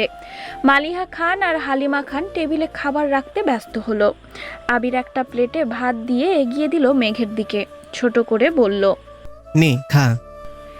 মেঘ কোমল হাতে প্লেট ধরতে হাত বাড়ায়, কিন্তু হাত পায়ের সাথে শরীরের কাঁপাকাঁপির তীব্রতায় প্লেট পড়ে যেতে নেয়। আবির ছেড়ে দিতে নিয়েও মেঘের এই অবস্থায় আবার প্লেট ধরতে ব্যস্ত হলো। রাগান্বিত কণ্ঠে বলল, তোর শরীরে কতটুকু শক্তি বোঝ এখন? হাত বাড়িয়ে মেঘের সামনে প্লেট রেখে নিজে খাওয়াতে মনোযোগ দিল। আবির ভাইয়ের কথায় মেঘ মাথা নিচু করে ছোট করে ভেঙচি কাটলো আর বিড়বিড় করে বলল, আপনি সামনে আসলেই তো আমার সব শক্তি বিলীন হয়ে যায়, আমি কি করব? আবির তীক্ষ্ণ দৃষ্টিতে তাকালো মেঘের দিকে, কণ্ঠ দ্বিগুণ ভারী করে বলল, তুই কি ভাত খাবি নাকি থাপ্পড় খাবি? মেঘ আবির ভাইয়ের কথায় আঁতকে উঠে আস্তে আস্তে খাওয়া শুরু করে। মেঘের এই ধীর স্থির গতিতে খাওয়া দেখে আবির বেশ কয়েকবার তীক্ষ্ণ দৃষ্টিতে তাকিয়েছে, কিন্তু কিছু বলছে না। নিজের খাওয়া শেষ করে বেসিন থেকে হাত ধুয়ে এসে পুনরায় চেয়ারে বসলো। মেঘ তখনও আস্তে আস্তে খাচ্ছিল, কিন্তু আবির ভাইয়ের আবার বসা দেখে বুকটা কেঁপে উঠে খাওয়ার গতিটা কিছুটা বাড়িয়ে দিয়েছে। আবির বিস্ময়কর চোখে তাকিয়ে আছে অষ্টাদশীর দিকে। গলায় মুক্তার মালাতে জলজল করছে মুখটা। খুব মনোযোগ দিয়ে দেখছে মেঘের খাওয়া। মেঘ এক প্রকার নাকে মুখে খাবার শেষ করছে, কিন্তু শেষ হওয়ার আগেই আবির ভাই আবারও প্লেটে খাবার দিল। মেঘ থাপ্পড়ের ভয়ে বলতে চেয়েও কিছু বলতে পারছে না, বাধ্য মেয়ের মতো চুপ করে খাচ্ছে। এদিকে আবির মেঘের দিকে তাকিয়ে মুচকি মুচকি হাসছে। হালিমা খান আর মালিহা খান রান্নাঘরে কাজ করছিলেন, কিন্তু আবিরের এমন কর্মকাণ্ডে তারাও যেন খুশিই হয়েছেন। মেঘ বাড়ির কারো কথা শুনে না, বড় আব্বুর সামনে একটু সম্মানার্থে লক্ষ্মী মেয়ের মতো থাকে। তাছাড়া বাবা মা কাকামণি কাকিয়া কারো কথাই শুনে না। তানবীর এত বছর ধমকে একটু আধটু খাওয়াতো, কিন্তু সারাদিন মুখ ভোঁতা করে রাখতো। তানবীর সারা দিন শেষে রাতের বেলা বোনের জন্য এটা সেটা কিনে এনে বোনের রাগ ভাঙাতো। এত বছর পর আবির যেন দ্বিতীয় ব্যক্তি, যে মেঘকে শাসন করে, জোর করে খাওয়ায়, আর মেঘও যেন বাধ্য মেয়ের মতো সবকিছু মেনে নেয়। তানবীর ভাইয়ার সামনে তেজ দেখালেও আবির ভাইয়ের সামনে মেঘ একেবারে নিশ্চল হয়ে যায়। মেঘের দুর্দশা দেখে মালিহা খান রান্নাঘর থেকেই বলছেন, মেয়েটাকে ছেড়ে দে বাবা, আর খেতে পারছে না তো। আবির গম্ভীর কণ্ঠে বলল, ও যদি ঠিক মতন খেত তাহলে আমার এইভাবে বসে ওকে খাওয়াতে হতো না। কেউ আর কোনো কথা বলল না। মেঘ চুপচাপ খাওয়া শেষ করলো। মেঘের খাওয়া শেষ হওয়া মাত্রই আবির উঠে বের হয়ে গেল বাড়ি থেকে। মেঘ নিষ্পলক তাকিয়ে রইল কিছুক্ষণ দরজার দিকে, তারপর উঠে নিজের রুমে চলে গেল। একটু রেস্ট নিয়ে পড়তে বসলো। রাত 12টার উপরে বাজে। মেঘ পড়তেছে, কিন্তু আবির ভাই এখনো আসছে না। চিন্তা লাগছে মেঘের। বারবার উঠে বারান্দায় যাচ্ছে মেঘ। তানভীর ইদানিং খাওয়া দাওয়া বাদ দিয়ে কাজ করছে। মনোনয়নের ফলাফল ঘোষণা করবে আগামীকাল। কারো চোখে ঘুম নেই। দল থেকে মনোনয়ন পেয়ে গেলে আলহামদুলিল্লাহ, তারপর প্রচারণা চলতে থাকবে। তারা কোনোভাবেই আজ রাতে তানভীরকে ছাড়ছিল না। গোপন মিটিং চলছে এমপির বাড়িতে। রাজনৈতিক মিটিং মিছিল থেকে ভাইকে আনতে বাধ্য হয়ে আবিরকেই যেতে হলো। এমপির বাড়ির হলরুমে মিটিং চলছিল। আবির এমপির বাড়ির সামনে বাইক থামিয়ে হলরুমের দিকে যেতে নিলেই পথ আটকে দাঁড়ায় এমপির মেয়ে। আবির চোখ গোল গোল করে তাকালো মেয়ের দিকে। রাজভারী কণ্ঠে বলল, পথ আটকে দাঁড়িয়েছেন কেন? মেয়ে হাসি মুখে উত্তর দিল, আমার অনেক ভালো লাগে ভাইয়া, প্লিজ আপনার নাম্বারটা দেবেন? আপনাকে তানভীর বলেনি আমি একজনকে ভালোবাসি? মেয়ে এই কথা পাত্তাই দিল না। হাসতে হাসতে উত্তর দিল, আমি তো তানভীর ভাইয়ের কথা বিশ্বাস করিনি, উনি আমার সাথে মজা করছেন। আবির গম্ভীর কণ্ঠে বলল। তানভীর সত্যি কথা বলেছি। মেয়ে এমনভাবে হাসছে যেন মনে হচ্ছে আবির যোগ বলছে। আবির এবার দীর্ঘশ্বাস ফেলে রাগান্বিত কণ্ঠে বলল, শোনো মেয়ে, এই আমিময় আবির অন্য কারো মালিকানায় বন্দি। আমার জীবনের অস্তিত্ব জুড়ে শুধু তার রাজত্ব চলে। এমপির মেয়ে অবিশ্বাস্য চোখে তাকালো আবিরের দিকে। কোমল কণ্ঠে বলল, আপনি সত্যি সত্যি কাউকে পছন্দ করেন? আবির সহসা বলে উঠল, সে আমার পছন্দ বা ভালো লাগা নয়, সে আমার ভালোবাসা। আমি আমৃত্যু ভালোবাসবো তাকে। মেয়েটার চোখ টলমল করছে। এটা দেখে আবির এবার বিরক্তি নিয়ে বলল, শোনো, আমি শুধু তোমার মোহ। 2 দিন পর মোহ সব কেটে যাবে। আর যে সত্যি সত্যি তোমার জন্য আসবে, সে কখনো কোনো অজুহাত দেবে না। তার কাছে তোমার প্রায়োরিটি থাকবে সবার প্রথমেই। যেমন আমার কাছে সর্বোচ্চ প্রায়োরিটি আমার প্রেয়সী। আশা করি তুমি আমার কথাগুলো বুঝতে পেরেছো। তাই ভবিষ্যতে এমন কোনো কাজ করবে না বা এমন কোনো কথা বলবে না যে কারণে তোমার এই পাগলামিগুলো নিয়ে আমার সিরিয়াস হতে হয়। ভালো থেকো। গম্ভীর কণ্ঠে কথাগুলো বলেই হলরুমের দিকে পা বাড়ায় আবির। পিছন থেকে এমপির মেয়ে ডেকে উঠল, সরি ভাইয়া, আর কখনো এমন হবে না, প্লিজ। আব্বুকে কিছু বলবেন না, প্লিজ। আবির মুচকি হাসলো। মেয়েটা যে তার কথা বুঝতে পেরেছে এতেই ভালো লাগলো আবিরের। হলরুমে ঢুকেই সালাম দিল এমপিকে। আবিরকে দেখে হ্যান্ডশেক করলেন এমপি। হাসি মুখে জিজ্ঞেস করলেন, কেমন আছো আবির? আবির স্বাভাবিক কণ্ঠে বলল, জি আলহামদুলিল্লাহ ভালো। আপনি কেমন আছেন? এমপি এবার চিন্তিত স্বরে বললেন, আলহামদুলিল্লাহ ভালো, তবে নির্বাচন নিয়ে একটু ঝামেলায় আছি। তা তোমার কোনো দরকার ছিল? আবির ঠান্ডা কণ্ঠে বলল, আসলে তানভীরকে নিতে এসেছিলাম, এত রাতে কিভাবে যাবে সেজন্য। এমপি আবারও হাসি মুখে বললেন, মিটিং শেষ, খাওয়া দাওয়া করে চলে যেও। আবির বলল, আমরা খাবো না, অনেক রাত হয়ে গেছে, অন্য কোনো সময় খাবো। এমপিও আর জোর করলেন না। আবির তানভীরকে নিয়ে বের হলো বাড়ির থেকে। বাইকে আবিরের পিছনে চুপচাপ বসে আছে তানভীর। অনেকটা পথ যাওয়ার পর তানভীর ভয়ে ভয়ে বলল, ভাইয়া এমপির মেয়ের সাথে দেখা হয়েছিল? আবির বলল। হ্যাঁ। তানভীর আস্তে আস্তে বলল, তাকে কি তুমি বুঝাতে পারছো? আবির গম্ভীর কণ্ঠে বলল, আমার বোঝানোর তো বুঝিয়েছি, কিন্তু সে এখন কতটা বুঝেছে এখন এইটা মূল বিষয়। তানভীর এবার অভিযোগের স্বরে বলল, আমি কি করবো বলো ভাইয়া, কোনো দরকারে তো এমপির সাথে দেখা করাই লাগে। গুরুত্বপূর্ণ মিটিং সব কিছু তো এমপির বাড়িতেই হয়। আমার দেখা যায় প্রতিদিন অন্ততপক্ষে 2 থেকে 3 বার এমপির বাড়িতে আসতেই হয়। আর এই মেয়ে যেন বসেই থাকে কখন আমি আসব, দেখলেই ছুটে আসে, তোমার কথা জিজ্ঞাসা করে শুধু। আমি কতবার বলছি তুমি একজনকে পছন্দ করো, বিয়ে ঠিক। মেয়ে কোনো কথাই পাত্তা দেয় না। আমি এড়িয়ে গেলেও মেয়ে পথ আটকে দাঁড়ায়। এমপির চোখে এটা পড়লে তো আমাকে কেলেঙ্কারি বানাবে, ভাববে মেয়ের সাথে আমার কিছু একটা চলে, তখন তো ঝামেলায় আমি ফাঁসবো। তাই তোমাকে বলছি। একদমে কথাগুলো বলল তানভীর। আবির স্বাভাবিক কণ্ঠে বলল, সমস্যা নেই, মেয়ে আশা করি কিছু বলবে না তোকে, তুই কাজে মনোযোগ দিস। এর মধ্যে বাসায় চলে আসছে দুজন। প্রায় রাত 1:30টায় আবির ভাই বাড়িতে ঢুকলো বাইক নিয়ে, পিছনে তানবীর ভাইয়া। আবির ভাইকে দেখে মেঘের চিন্তিত মলিন মুখটা তৎক্ষণাৎ জলজল করে উঠেছে। সেই 12টার থেকে অপেক্ষা করছে আবির ভাইয়ের জন্য। বারান্দায় দাঁড়িয়ে আকাশের তারা গুনে শেষ করে ফেলেছে মনে হয়, কিন্তু আবির ভাই আসছিল না। মেঘ দীর্ঘশ্বাস ফেলে প্রফুল্ল মেজাজে দেখতে লাগলো আবির ভাইকে, বাসায় ঢোকার আগ পর্যন্ত যতটা দেখা যাচ্ছিল। তারপর চুপচাপ শুয়ে ঘুমিয়ে পড়ল। সকালে আবির রুম থেকে বের হয়ে করিডোর থেকে নিচে তাকালো। ডাইনিং টেবিলে মেঘ নেই। এত রাত করে ঘুমানোর জন্য মেঘ সকালে ঘুম থেকে উঠতে পারেনি। আবির মেঘের দরজায় টোকা দিল।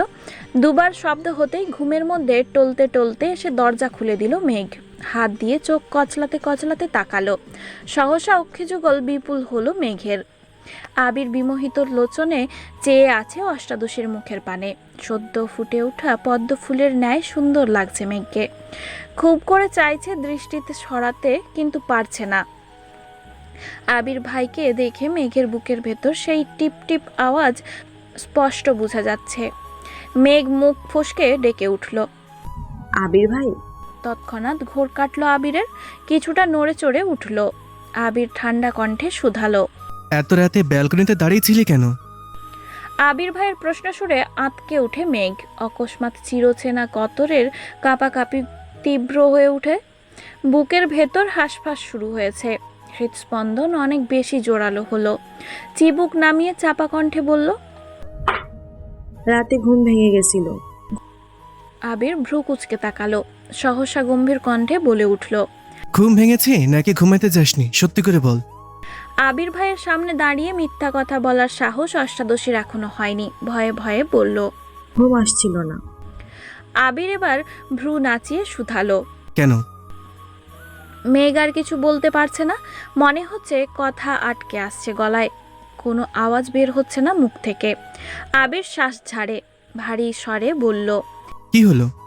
আবির ভাইয়ের ভারী কণ্ঠে চুপসে গেল মেঘ। বিড়বিড় করে বলল, আপনার জন্য। আবির তীক্ষ্ণ দৃষ্টিতে তাকায়। কয়েক মুহূর্ত নীরব থেকে কণ্ঠ 3 গুণ ভারী করে বলল, কেন মেতেছিস ধ্বংসের খেলায়?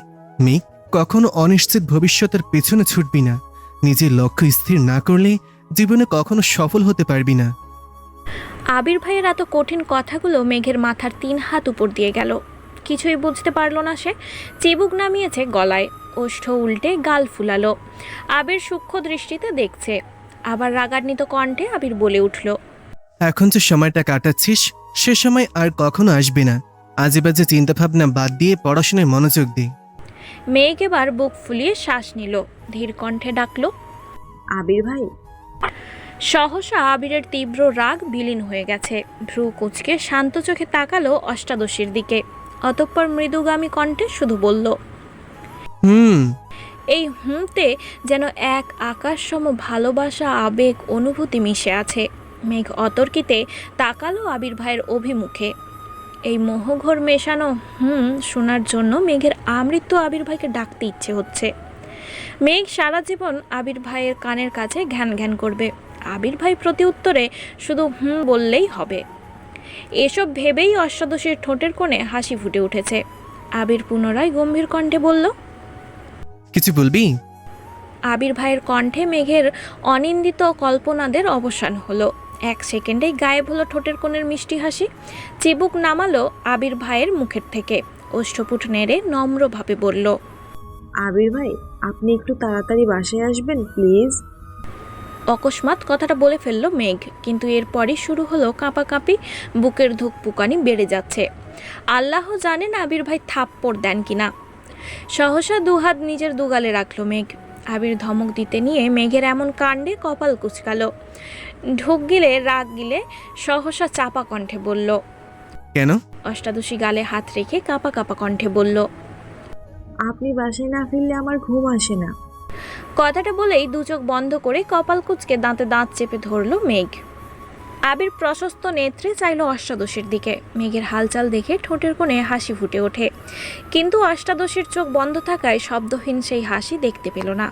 আবির নিগুড় দৃষ্টিতে তাকিয়ে আছে অষ্টাদশীর দিকে, যেন এই দৃষ্টি সহজে কাটানো সম্ভব না। কয়েক মুহূর্ত চলল এভাবে। কিছুক্ষণ পর আবিরের ফোনে কল আসায় মনোযোগ নষ্ট হলো। পকেট থেকে ফোন বের করলো। অফিসের কল, তৎক্ষণাৎ রিসিভ করলো। 30 সেকেন্ড হবে হয়তো, কথা বলে রেখে দিল। এতক্ষণে মেঘ অনেকটাই স্বাভাবিক হয়ে গেছে, কিন্তু গাল থেকে হাত নামায়নি এখনো। আবির কল কেটে পুনরায় শক্ত কণ্ঠে বলল, আমার তাড়াতাড়ি অফিসে যেতে হবে। আমার খাওয়া শেষ হওয়ার আগে তোকে যেন খাবার টেবিলে দেখি। এই বলে করিডোরের দিকে পা বাড়ালো আবির। মেঘ পিছন থেকে কোমল কণ্ঠে আবার ডেকে উঠল, আবির ভাই। আবির সহসা উত্তর দিল। হুম। এই হুঁটা ছোট্ট মেঘের বুকে বারবার যেন ধাক্কা লাগছে। কোমল কণ্ঠে বলল, বললেন না তো তাড়াতাড়ি আসবেন কিনা। আবির ঘাড় ঘুরিয়ে তাকালো। মেঘ সঙ্গে সঙ্গে মাথা নিচু করে ফেলল। আবির কিছুটা গম্ভীর কণ্ঠে বলল, আসতে পারি যদি তুই আমার কথা মানিস। আর কিছু না বলে দ্রুত পায়ে নেমে গেল নিচে। আবির ভাই এত সহজে মেনে নিয়েছে ভেবেই মেঘ খুশিতে আত্মহারা হয়ে যাচ্ছে। দ্রুত ফ্রেশ হয়ে চুলগুলো ঠিকঠাক করে হুটোপুটি করে নিচে নামতে লাগলো। হাসি মুখেই এসে বসলো আবির ভাইয়ের বিপরীতে। একবার দেখলো আবির ভাইকে, প্লেটের দিকেও তাকালো, কিন্তু ততক্ষণে আবির ভাইয়ের খাওয়া শেষের দিকে। মেঘ খাওয়া শুরু করতে করতে আবির ভাই খাওয়া শেষ করে উঠে ফ্রেশ হয়ে অফিসের উদ্দেশ্যে চলে যাচ্ছে। মেঘ এক মুহূর্ত তাকিয়ে রইল আবির ভাইয়ের দিকে, তারপর স্বাভাবিক হয়ে খেতে শুরু করলো। আবির ভাইয়ের এত কথার মধ্যে হুমটাই যেন বারবার কানে বাজছে মেঘের।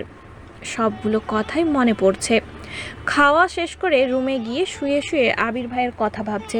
মেঘ মনে মনে নিজেকে প্রশ্ন করছে, সেই প্রশ্নের উত্তর নিজেই দিচ্ছে। সবশেষে সব প্রশ্নের একটাই উত্তর পেল। আবির ভাই চান আমি ভালোভাবে পড়াশোনা করি, তার মানে এতেই আবির ভাই খুশি হবেন। আজ থেকে আমি সিরিয়াসলি পড়াশোনা করব, তারপর দেখব আবির ভাই আমার সাথে ভালোভাবে কথা বলে কিনা। কিছুক্ষণ শুয়ে থেকে সব ভেবে সহসা উঠে পড়তে বসলো। মেঘ সবসময় জোরে পড়ে। মেঘ পড়লে করিডোর থেকে তো শোনা যায়ই, পাশাপাশি তানভীর বা আবিরের রুম থেকেও মোটামুটি শোনা যায়। গোসল, নামাজ, কোচিং, টিউশন সবকিছু সময় মতো করছে মেঘ, যেন আবির ভাই আর রাগ দেখাতে না পারে। কী সব ধ্বংসের কথা বলল, এসব কথা কঠিন কথা, যেন আর না শুনতে হয়। আবির ভাই যেন সর্বদা কোমল ভালোবাসার মিশ্রিত কণ্ঠে বলে, আর কিছুই বলতে হবে না। এদিকে মনোনয়নের ফলাফল ঘোষণা করা হয়েছে। তানভীরদের এমপি দলীয় প্রতীকে মনোনীত হয়েছেন। পার্টি অফিস থেকে শুরু করে এমপির বাড়ি পর্যন্ত হইচই শুরু হয়েছে। নিষেধাজ্ঞা অমান্য করে সব গণহারে মিছিল দিচ্ছে। প্রথমবারের মতো মনোনীত হয়েছেন এমপি। তানভীর সহ সভাপতি, সাধারণ সম্পাদক, সাধারণ সদস্যরা মিষ্টি খাওয়াচ্ছেন সবাইকে। এক পর্যায়ে এমপির বাড়িতে গেল তানভীর সহ আরও 2-4 জন। এমপির মেয়ে হাসি মুখে তানভীরের সামনে এসে দাঁড়ালো। বাবা মনোনয়ন পেয়েছে, এতে মেয়ের খুশির সীমা নেই।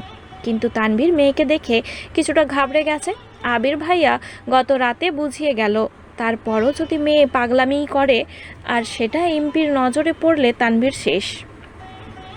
তানভীর কিছুটা ভীতু গলায় বলল, কিছু বলবেন? এমপির মেয়ে হাসি মুখে উত্তর দিল, হ্যাঁ ভাইয়া। কি? এমপির মেয়ে হাসি থামিয়ে কিছুটা গম্ভীর কণ্ঠে বলল, আই অ্যাম সরি ভাইয়া, আমি আপনাকে এই কিছুদিন অনেক জ্বালিয়েছি। আপনি এতবার বলেছেন আবির ভাইয়ার গার্লফ্রেন্ড আছে, কিন্তু আমি বিশ্বাস করিনি।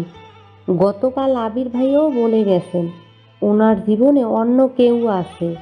এজন্য আমি সিদ্ধান্ত নিয়েছি আর কোনো দিন ওনার কথা জিজ্ঞেস করব না আপনাকেও আর বিরক্ত করব না কখনো। আপনি অনেক ভালো। আমি চাই আপনি আব্বুর জন্য সর্বোচ্চ চেষ্টা করুন যাতে আব্বু এমপি হতে পারেন। তানভীরের চোখ ছানা বড়া হয়ে গেল, মনে মনে বলছে, বাহ ভাইয়া, তোমার তো 2 মিনিটের কথা আমার 15 দিনের সমস্যা সমাধান করে দিল। You are great bro. হাসি মুখে বলল, তুমি যে বুঝতে পারছো এতেই খুশি। এইটুকু বলে মেয়ের থেকে বিদায় নিয়ে এমপির সাথে দেখা করতে চলে গেল। বর্ষাকাল শুরু হয়ে গেছে, কিন্তু এখনও বৃষ্টি শুরু হয়নি। আজ বিকেল থেকেই আকাশে মেঘের গর্জন। মেঘ কোচিং শেষে বাসায় এসেছে। মেঘের গর্জনের শব্দে পড়তে বসতে ইচ্ছে করছে না, তাই ব্যালকনিতে দাঁড়িয়ে আছে। গোধূলিবেলায় টিপ টিপ বৃষ্টি পড়া শুরু হয়েছে। মেঘ ব্যালকনিতে দাঁড়িয়ে রাস্তার মানুষের ছুটোছুটি দেখছে। সবাই ছুটছে নিজস্ব গন্তব্যে। মেঘ ব্যালকনির থেকে হাত বাড়িয়ে বৃষ্টি ছোঁয়ার চেষ্টা করছে। বৃষ্টির ফোঁটার স্পর্শে মেঘের সমস্ত অনুভূতিরা যেন অবশ হয়ে যাচ্ছে। হাত বৃষ্টিতে রেখেই কল্পনার জগতে বিচরণ করছে মেঘ। বৃষ্টি বাড়ার সঙ্গে সঙ্গে বৃষ্টির ছিটে ফোঁটা মেঘের চোখে মুখে পড়তেই হুঁশ ফিরল অষ্টাদশীর। ব্যালকনির থেকে রুমে চলে গেল, টাওয়েল দিয়ে হাত মুখ মুছে বিছানায় বসলো। মোবাইলের ডাটা অন করতেই একটা নোটিফিকেশন আসছে। ফেসবুকে ঢুকতেই সামনে আসলো আবির ভাইয়ের পোস্ট, অফিসের ব্যালকনির থেকে তোলা হাতের ছবি। ফোঁটায় ফোঁটায় বৃষ্টির পানি জমে আছে হাতে। সাথে বৃষ্টি নিয়ে সুন্দর একটা ক্যাপশনও দিয়েছেন। মেঘ মনোযোগ দিয়ে ছবিটা দেখছে, অনুভূতিরা যেন নাড়াচাড়া দিয়ে উঠেছে মনের ভিতর। আবির ভাইও বৃষ্টিতে হাত ভিজিয়েছে, তার মানে আবির ভাইয়েরও বৃষ্টি ভালো লাগে। ভাবতেই লাজুক হাসলো মেঘ। নিজের ভালো লাগাগুলো যদি ভালোবাসার মানুষের সাথে মিলে যায় তাহলে আর কি লাগে। সন্ধ্যার পর ঘন্টা দুয়েক পড়াশোনা করলো মেঘ। বৃষ্টি বেশি থাকার কারণে জান্নাত আপু আসবেন না বলেছেন। বাড়ির কর্তারা বাড়ি ফিরে এসেছেন সেই বৃষ্টি শুরুর দিকে। গাড়িতে চলাচল করায় বৃষ্টি ছুঁতেই পারেনি ওনাদের। তানবীরও হই হল্লা করে বাড়ি ফিরেছে ঘণ্টাখানেক আগে। আকলিমা খান ডাকছেন সবাইকে খাবার খাওয়ার জন্য। মেঘ নেমেই একবার দেখলো ডাইনিং টেবিলের দিকে। আবির ভাই এখনও ফিরেননি, বাকি সবাই আছেন। মেঘ পা বাড়ালো টেবিলের দিকে, তখনই কাক ভেজা হয়ে ফিরেছে আবির।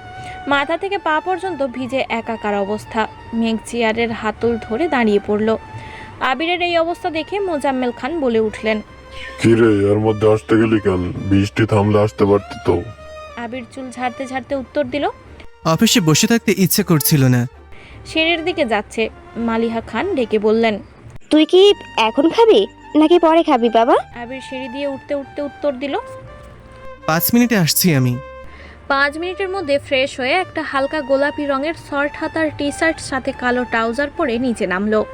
ততক্ষণে মোজাম্মেল খান, আলী আহমদ খান চলে গেছেন। তানভীরের খাওয়াও শেষের দিকে। আবির চেয়ার টেনে বসতে নিলে মেঘের নজর পড়ে আবির ভাইয়ের দিকে। এই প্রথমবার আবির ভাই শর্ট হাতার টি শার্ট পরেছে, তাও আবার সাদা কালো রং বাদে। মেঘ শব্দহীন হেসে উঠল, দৃষ্টি তার আবির ভাইতে নিবদ্ধ। আবির বসে বলল, congratulation Tanvir, go ahead, best of luck. মেঘের দৃষ্টি এবার তানভীর ভাইয়ার দিকে যায়। তানভীর ভাইয়া খুশিতে গদগদ হয়ে উত্তর দিল, থ্যাংক ইউ সো মাচ ভাইয়া। আবির এবার কিছুটা চিন্তিত স্বরে বলল, ওই বিষয়টা কি সমাধান হয়েছে?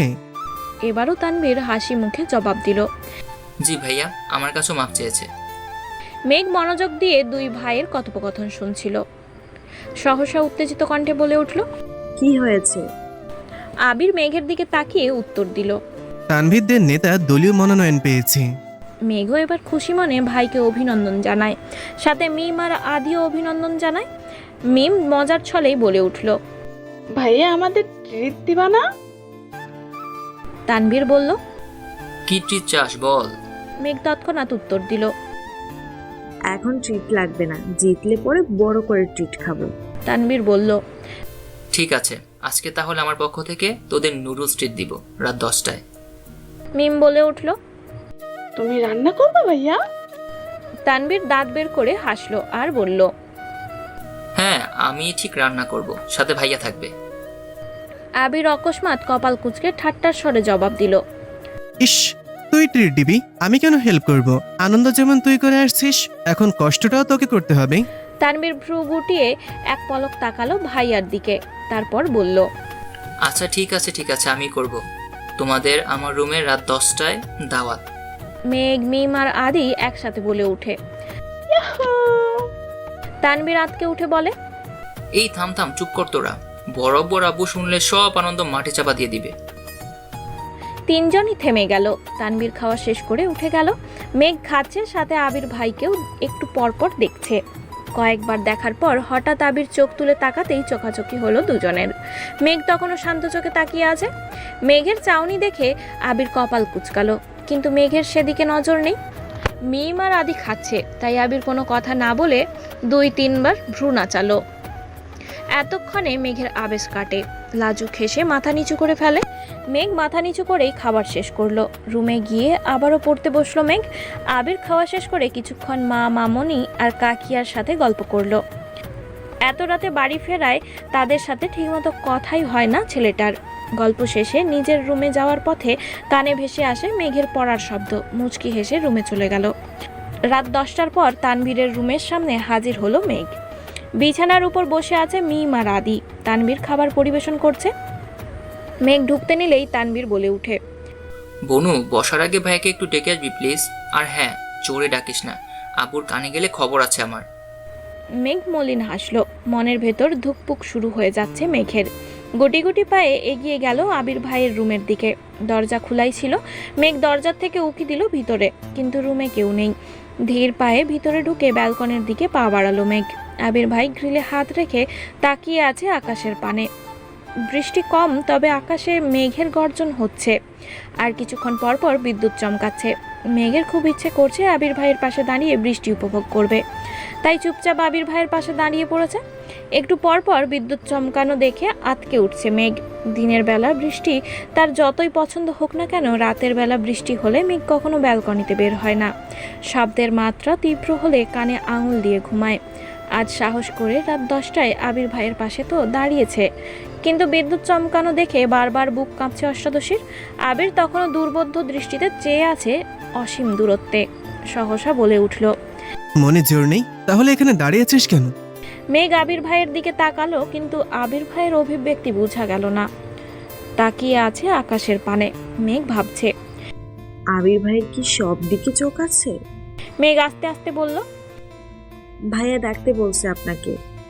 আবির স্বাভাবিক কণ্ঠে বলল। তুই যা, আমি আসছি। মেঘ রুমে ঢুকতে নিতেই ঠাটার শব্দ হয়, সাথে বিদ্যুৎ চলে যাওয়ায় চিৎকার দিয়ে উঠল। আবির 2 কদম এগিয়ে সহসা মেঘের হাত জাপটে ধরে বলে, কি হয়েছে? ভয় পাইছিস? আবির পুনরায় বলল, তুই ভিতরে ঢোক, আমি আছি, ভয় পাস না। মেঘ 2 হাতে আঁকড়ে ধরলো আবির ভাইয়ের হাত। গুটি গুটি পায়ে ভেতরে ঢুকলো। আবির এক হাতে বিছানার উপর থেকে ফোনটা নিয়ে ফ্ল্যাশ জ্বালালো। মেঘ তখনও শক্ত করে ধরে আছে আবির ভাইয়ের হাত। ফোনের আলোতে স্পষ্ট দেখা যাচ্ছে মেঘের ভয়ার্ত মুখমণ্ডল। কপাল কুঁচকে চোখ বন্ধ করে রেখেছে। আবির কোমল কণ্ঠে বলল, কিছু হয়নি, তাকা। মেঘ আস্তে আস্তে চোখ পিটপিট করে তাকালো। চোখ পড়লো আবির ভাইয়ের হাতের দিকে। 2 হাতে খামচে ধরে আছে আবির ভাইয়ের হাত। তৎক্ষণাৎ ছেড়ে দিল হাত। ততক্ষণে বিদ্যুৎ চলে এসেছে। মেঘ আর আবির ভাইয়ের দিকে তাকালো না, ছুটে চলে গেল রুম থেকে। ধীর পায়ে ঢুকলো তানভীর ভাইয়ার রুমে। বিছানার এক কোণায় বসে পড়লো মাথা নিচু করে। 1 মিনিটের মধ্যেই আবিরও রুমে ঢুকলো। তানভীর সবাইকে খাবার দিতে ব্যস্ত হলো। নুডলস, চা, বিস্কুট, সাথে মুড়ি মাখিয়েছে। আবির তানভীরের দিকে তাকিয়ে ঠাট্টার স্বরে বলল, বাহ, এত আয়োজন, সাবাস। তানভীর হাসি মুখে বলল, খেতে ভালো না হলে কেউ অভিযোগ করবে না কিন্তু। সবাই খাওয়া শুরু করলো। মেঘের গলা শুকিয়ে কাঠ হয়ে গেছে, কোনোভাবেই খেতে পারছে না। কোনো রকমে চোখ তুলে তাকালো আবির ভাইয়ের হাতের দিকে। দেখার চেষ্টা করলো খামচিটা কতটা লেগেছে। আবির ভাই হাত ঘুরাতেই চোখে পড়লো সেই দাগ। 3 আঙুলের নখের চাপে চামড়া কেটে রক্ত জমাট বেঁধে গেছে। মেঘ আবির ভাইয়ের হাতের অবস্থা দেখে ভ্রু কুঁচকালো। টলমল করছে চোখ। নিজের প্রতি খুব রাগ হচ্ছে। বারবার দীর্ঘশ্বাস ফেলছে। আদি আবির ভাইয়ের হাত দেখে চিৎকার দিয়ে উঠল, ভাই তোমার হাতে কি হয়েছে? সবার নজর পড়ল আবিরের হাতের দিকে। আবির এক পলক দেখলো মেঘকে, তারপর স্বাভাবিক কণ্ঠে বলল, কিছু হয়নি। কোথায় লেগে কেটে গেছে? তানভীরের রুম থেকে খেয়ে আবির চলে গেছে নিজের রুমে। 1 মিনিটের মধ্যে মেঘও বের হয়ে গেছে। কোনো দিকে না তাকিয়ে চলে গেল আবির ভাইয়ের রুমে। দরজার বাহির থেকে ধীর কণ্ঠে ডাকলো, আবির ভাই। কোনো সাড়া নেই। দ্বিতীয়বার আর একটু জোরে ডাকলো, আবির ভাই। আবির বলল, ভেতরে আয়। আবির আধশোয়া অবস্থায় ফোনে কি যেন করছে। ফ্যানের বাতাসে আবিরের চুলগুলো এলোমেলো উড়ছে। মেঘ আবির ভাইয়ের পায়ের কাছে দাঁড়িয়ে চুপচাপ চেয়ে আছে আবির ভাইয়ের হাতের পানে। আবির অকস্মাৎ বলে উঠল, কিছু বলবি? মেঘ কণ্ঠ খাদে নামিয়ে কাঁপা কাঁপা গলায় বলল, সরি আবির ভাই, এতটা লেগে যাবে বুঝতে পারিনি। আবির স্বাভাবিক কণ্ঠেই উত্তর দিল, আমি কি কিছু বলেছি তোকে? মেঘ পুনরায় বলে উঠল, বেশি ব্যথা লাগছে? মলম লাগিয়েছেন? আবির গম্ভীর কণ্ঠে উত্তর দিল, না, কিছু লাগাতে হবে না। মেঘ তীক্ষ্ণ দৃষ্টিতে চেয়ে শক্ত কণ্ঠে বলে উঠল, লাগাতে হবে। মেঘের শক্ত কণ্ঠের কথা শুনে আবির মোবাইল থেকে চোখ সরিয়ে অষ্টাদশীর পানে তাকালো। মেঘের চোখে মুখে অধিকারবোধ স্পষ্ট প্রতীয়মান হচ্ছে। আবির নিরুদ্বেগ কণ্ঠে বলল, তাহলে তুই লাগিয়ে দে। এতক্ষণ শক্ত থাকলেও এই কথা শোনার পর মেঘ আর শক্ত থাকতে পারল না। বুকের ভেতর অনুভূতিরা ঢোল বাজিয়ে নৃত্য করছে। হাত পায়ের কম্পন তীব্র হতে শুরু করেছে। আবির ভাইকে মলম লাগিয়ে দিবে এটা ভাবতেই বারবার শিউরে উঠছে অষ্টাদশী।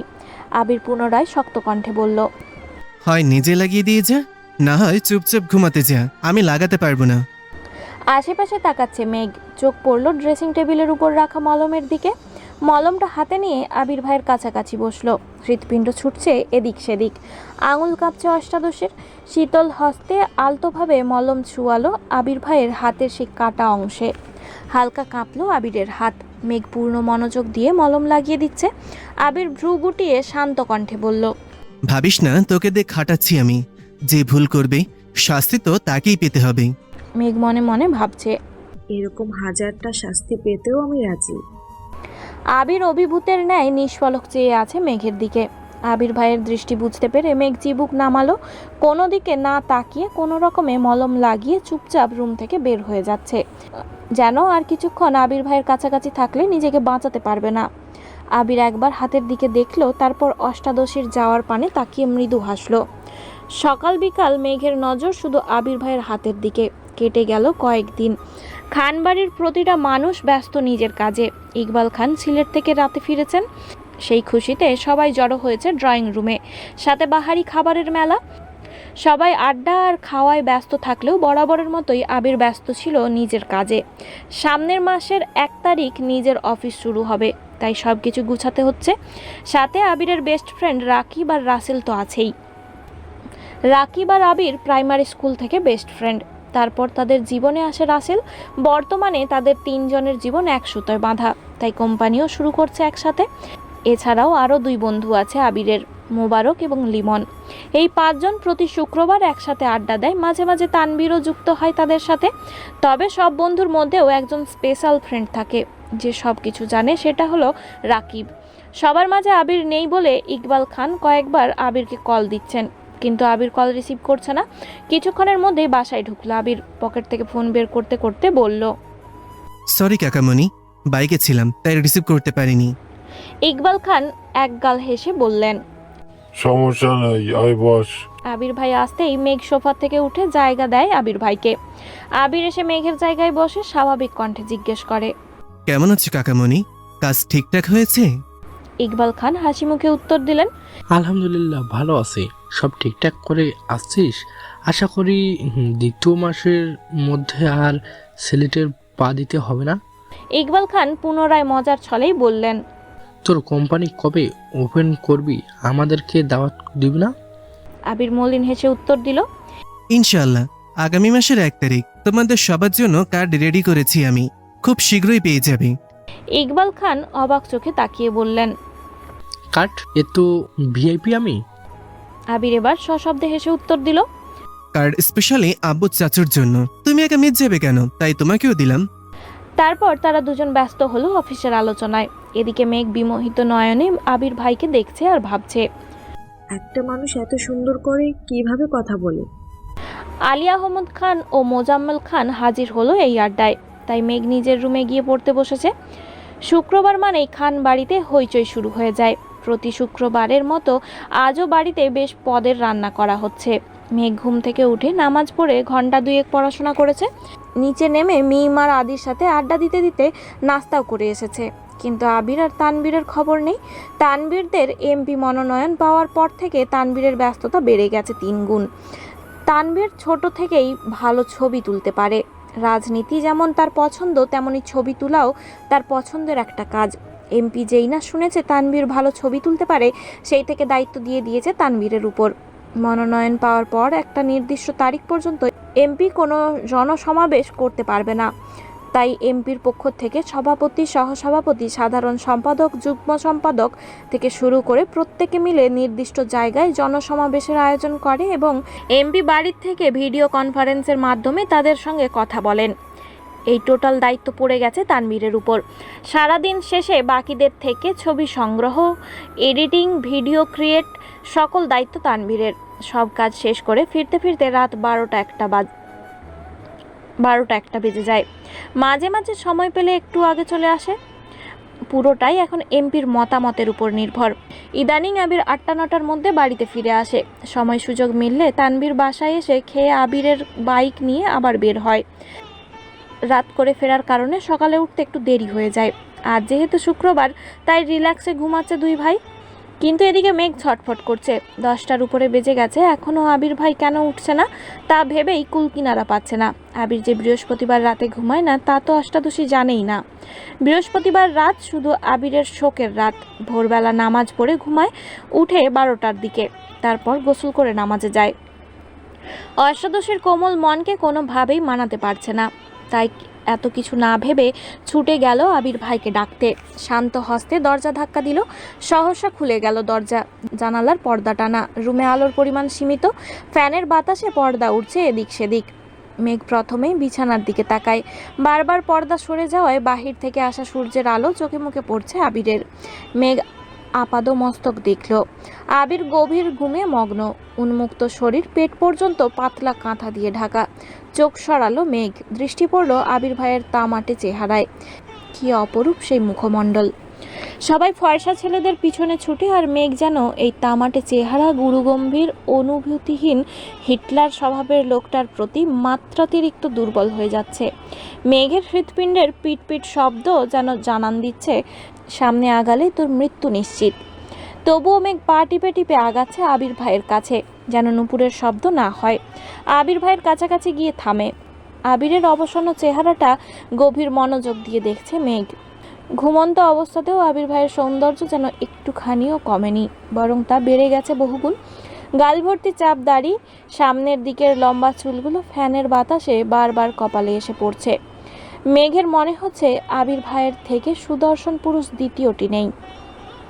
মেঘের হৃৎপিণ্ড ছুটছে দিক বিদিক। নিঃশ্বাসের শব্দ জোরালো হলো। ফ্যানের নিচে দাঁড়িয়েও ঘামতে শুরু করেছে মেঘ। ভাবছে চলে যাবে, কিন্তু এই শোভিত পুরুষকে রেখে যেতে পারছে না। মেঘের ইচ্ছে করছে সারা জীবন এভাবেই আবির ভাইকে দেখতে। মেঘ দাঁড়িয়ে থাকার শক্তি পাচ্ছে না, তাই আবির ভাইয়ের পাশে বিছানাতেই বসে পড়েছে। আবির তখনও ঘুমের দেশে নিমজ্জিত, অষ্টাদশী অভিনিবিষ্টের ন্যায় চেয়ে আছে। সব বাধা পেরিয়ে দীর্ঘশ্বাস ছেড়ে মেঘ আস্তে করে ডাকলো, আবির ভাই। ঘুমন্ত আবিরের থেকে কোনো উত্তর আসেনি। মেঘের খুব ইচ্ছে করছে আবির ভাইকে ছুঁয়ে দিতে। মেঘ আরেকটু এগিয়ে আবিরের কাছাকাছি বসলো। কাঁপা কাঁপা হাত ছুঁয়ালো আবির ভাইয়ের গাল ভর্তি ছোট ছোট দাড়িতে। সঙ্গে সঙ্গে শিউরে উঠল সমস্ত শরীর। বোধশক্তি হওয়ার পর জীবনে প্রথমবার মেঘ নিজের ইচ্ছেতে কোনো পুরুষকে ছুঁয়েছে, যেই ছোঁয়ায় মিশে আছে ভালোবাসা, অন্যরকম অনুভূতি জাগিয়ে দিচ্ছে অষ্টাদশীর হৃদয়ে। সহসা আবির ডান হাতে চেপে ধরলো নিজের গালে রাখা অষ্টাদশীর হাত। মেঘের হাত কাঁপছে, দুনিয়া ঘুরছে, বক্ষে উথাল পাতাল ঢেউ। বরফের ন্যায় জমে যাচ্ছে সম্পূর্ণ শরীর। আবির ঘুমের মধ্যেই মেঘের আঙুলের ভাঁজে আঙুল ডোবায়, গাল থেকে তুলে নিজের হাতের মুঠোয় নেয়। আবিরের হাতের মধ্যে মেঘের আঙুলগুলো কাঁপছে দেখে আবির আরেকটু শক্ত করে চেপে ধরলো আবির ভাইয়ের মুখের দিকে। আবির তখনও চোখ বন্ধ করেই শুয়ে আছে। অকস্মাৎ আবির আধো ঘুমন্ত কণ্ঠে বলে উঠল, আমি ছুঁয়ে দিলে সামলাতে পারবি তুমি? মেঘ দুর্বোধ্য দৃষ্টিতে চেয়ে আছে আবির ভাইয়ের মুখবিবরে আর ভাবছে, এখনো আদৌ ঘুমে আছে মানুষটা, কিভাবে বুঝলো আমি এটা? আবির এক হাতে কাঁথাটা পেট থেকে টেনে বুকে তুলল, আর এক হাতে তখনও মেঘের হাত চেপে ধরে আছে। আবির পুনরায় কণ্ঠ ভারী করে বলল, এইভাবে হুটহাট আমার রুমে আসবি না, যা তা হয়ে যাবে, তখন কিন্তু আমাকে কিছু বলতে পারবি না। সঙ্গে সঙ্গে শক্ত করে জাপটে ধরা হাতটাও ছেড়ে দেয়। মেঘ নির্বোধের মতো চেয়ে আছে আবির ভাইয়ের দিকে। আবির ভাইয়ের কথাটা বোঝার চেষ্টা করছে, কিন্তু মোটা মাথায় কিছুই ঢুকছে না। রুমে আসলে কি এমন হবে? আবির পুনরায় বলল, এভাবে চেয়ে থাকিস কেন? আমার শরম করে। মেঘ সহসা চোখ গোল গোল করে তাকায়, কিন্তু আবির ভাইয়ের অভিব্যক্তি বোঝার ক্ষমতা তার এখনো হয়নি। মেঘ চুপচাপ রুম থেকে বের হয়ে গেছে। ঘণ্টাখানেক পর আবির উঠে শাওয়ার নিয়ে কালো পাঞ্জাবির সাথে সাদা প্যান্ট পরে নামাজের উদ্দেশ্যে নামছে। ইকবাল খানও রেডি হয়ে বেরিয়েছেন রুম থেকে। ইকবাল খান আবিরকে দেখে ডাকলো, কিরে নামাজে যাচ্ছিস? আবির ঘাড় ঘুরে তাকিয়ে উত্তর দিল, হ্যাঁ, তুমি যাবে না?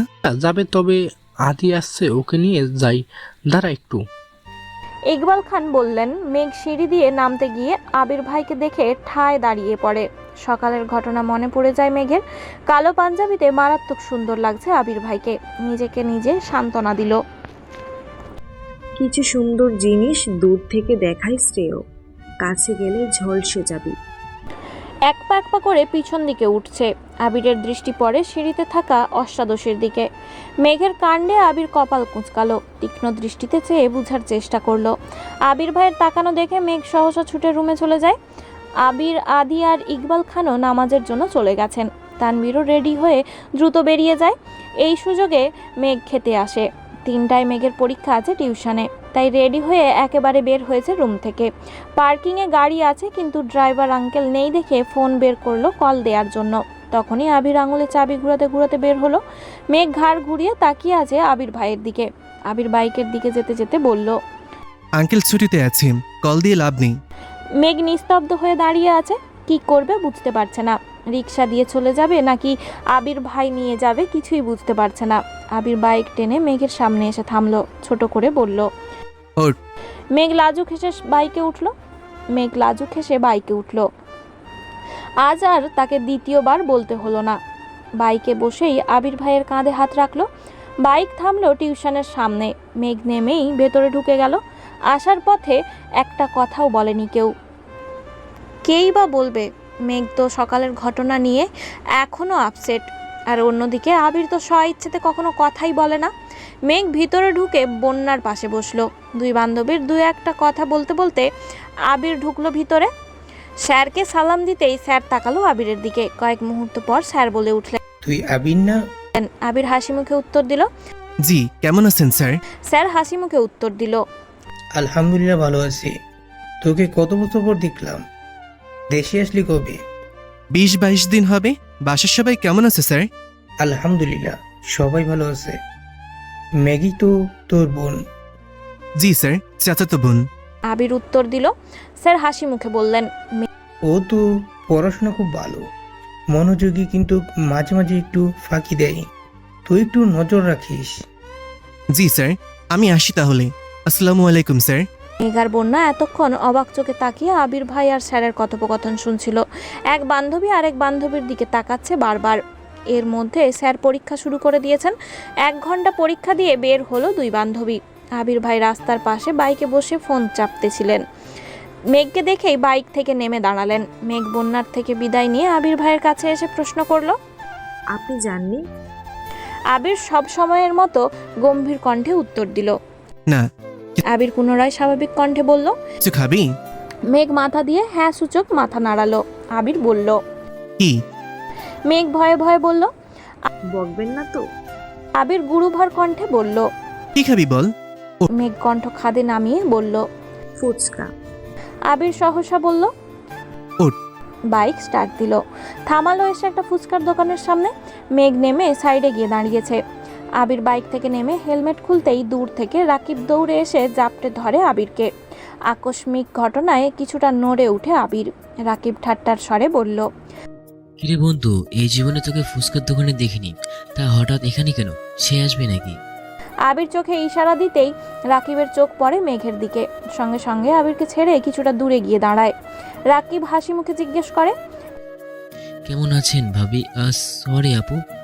মেঘ আবির ভাইয়ের দিকে তাকিয়ে স্বাভাবিক কণ্ঠে উত্তর দিল, আলহামদুলিল্লাহ ভালো। আপনি কেমন আছেন? আলহামদুলিল্লাহ ভালো। আমি রাকিব, তোমার আবির ভাইয়ের ছোটবেলার বেস্ট ফ্রেন্ড। তুমি মেঘ, তাই তো? মেঘ উত্তর দিল, জি। ফুচকা খেতে এসেছো?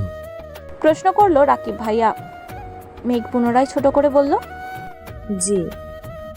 রাকিব এবার হাসি মুখে বলল, আজ আমার পক্ষ থেকে তোমার জন্য ফুচকা ট্রিট, আনলিমিটেড ফুচকা খেতে পারো। মেঘ কিছু বলার আগেই আবির রাগান্বিত কণ্ঠে বলল, তোর ট্রিট দিতে হবে না, আনলিমিটেড ফুচকা খাওয়ানোর ক্ষমতা আমার আছে। রাকিব সশব্দে হেসে বলল, আরে বন্ধু, রাগ করছিস কেন? তুই তো খাওয়াবি সারা। এতটুকু বলতেই আবির রাকিবের মুখ চেপে ধরে। রাগে ফুঁসতে ফুঁসতে বলে, নিজের কাজে যা, আমারটা আমাকে বুঝে নিতে দে। রাকিব কিছুটা আহত হলো। মেঘের থেকে বিদায় নিয়ে যাওয়ার সময় আবিরের দিকে তাকিয়ে বলল, সন্ধ্যার পরে চলে আসিস। আবির সহসা বলে উঠল, ঠিক আছে।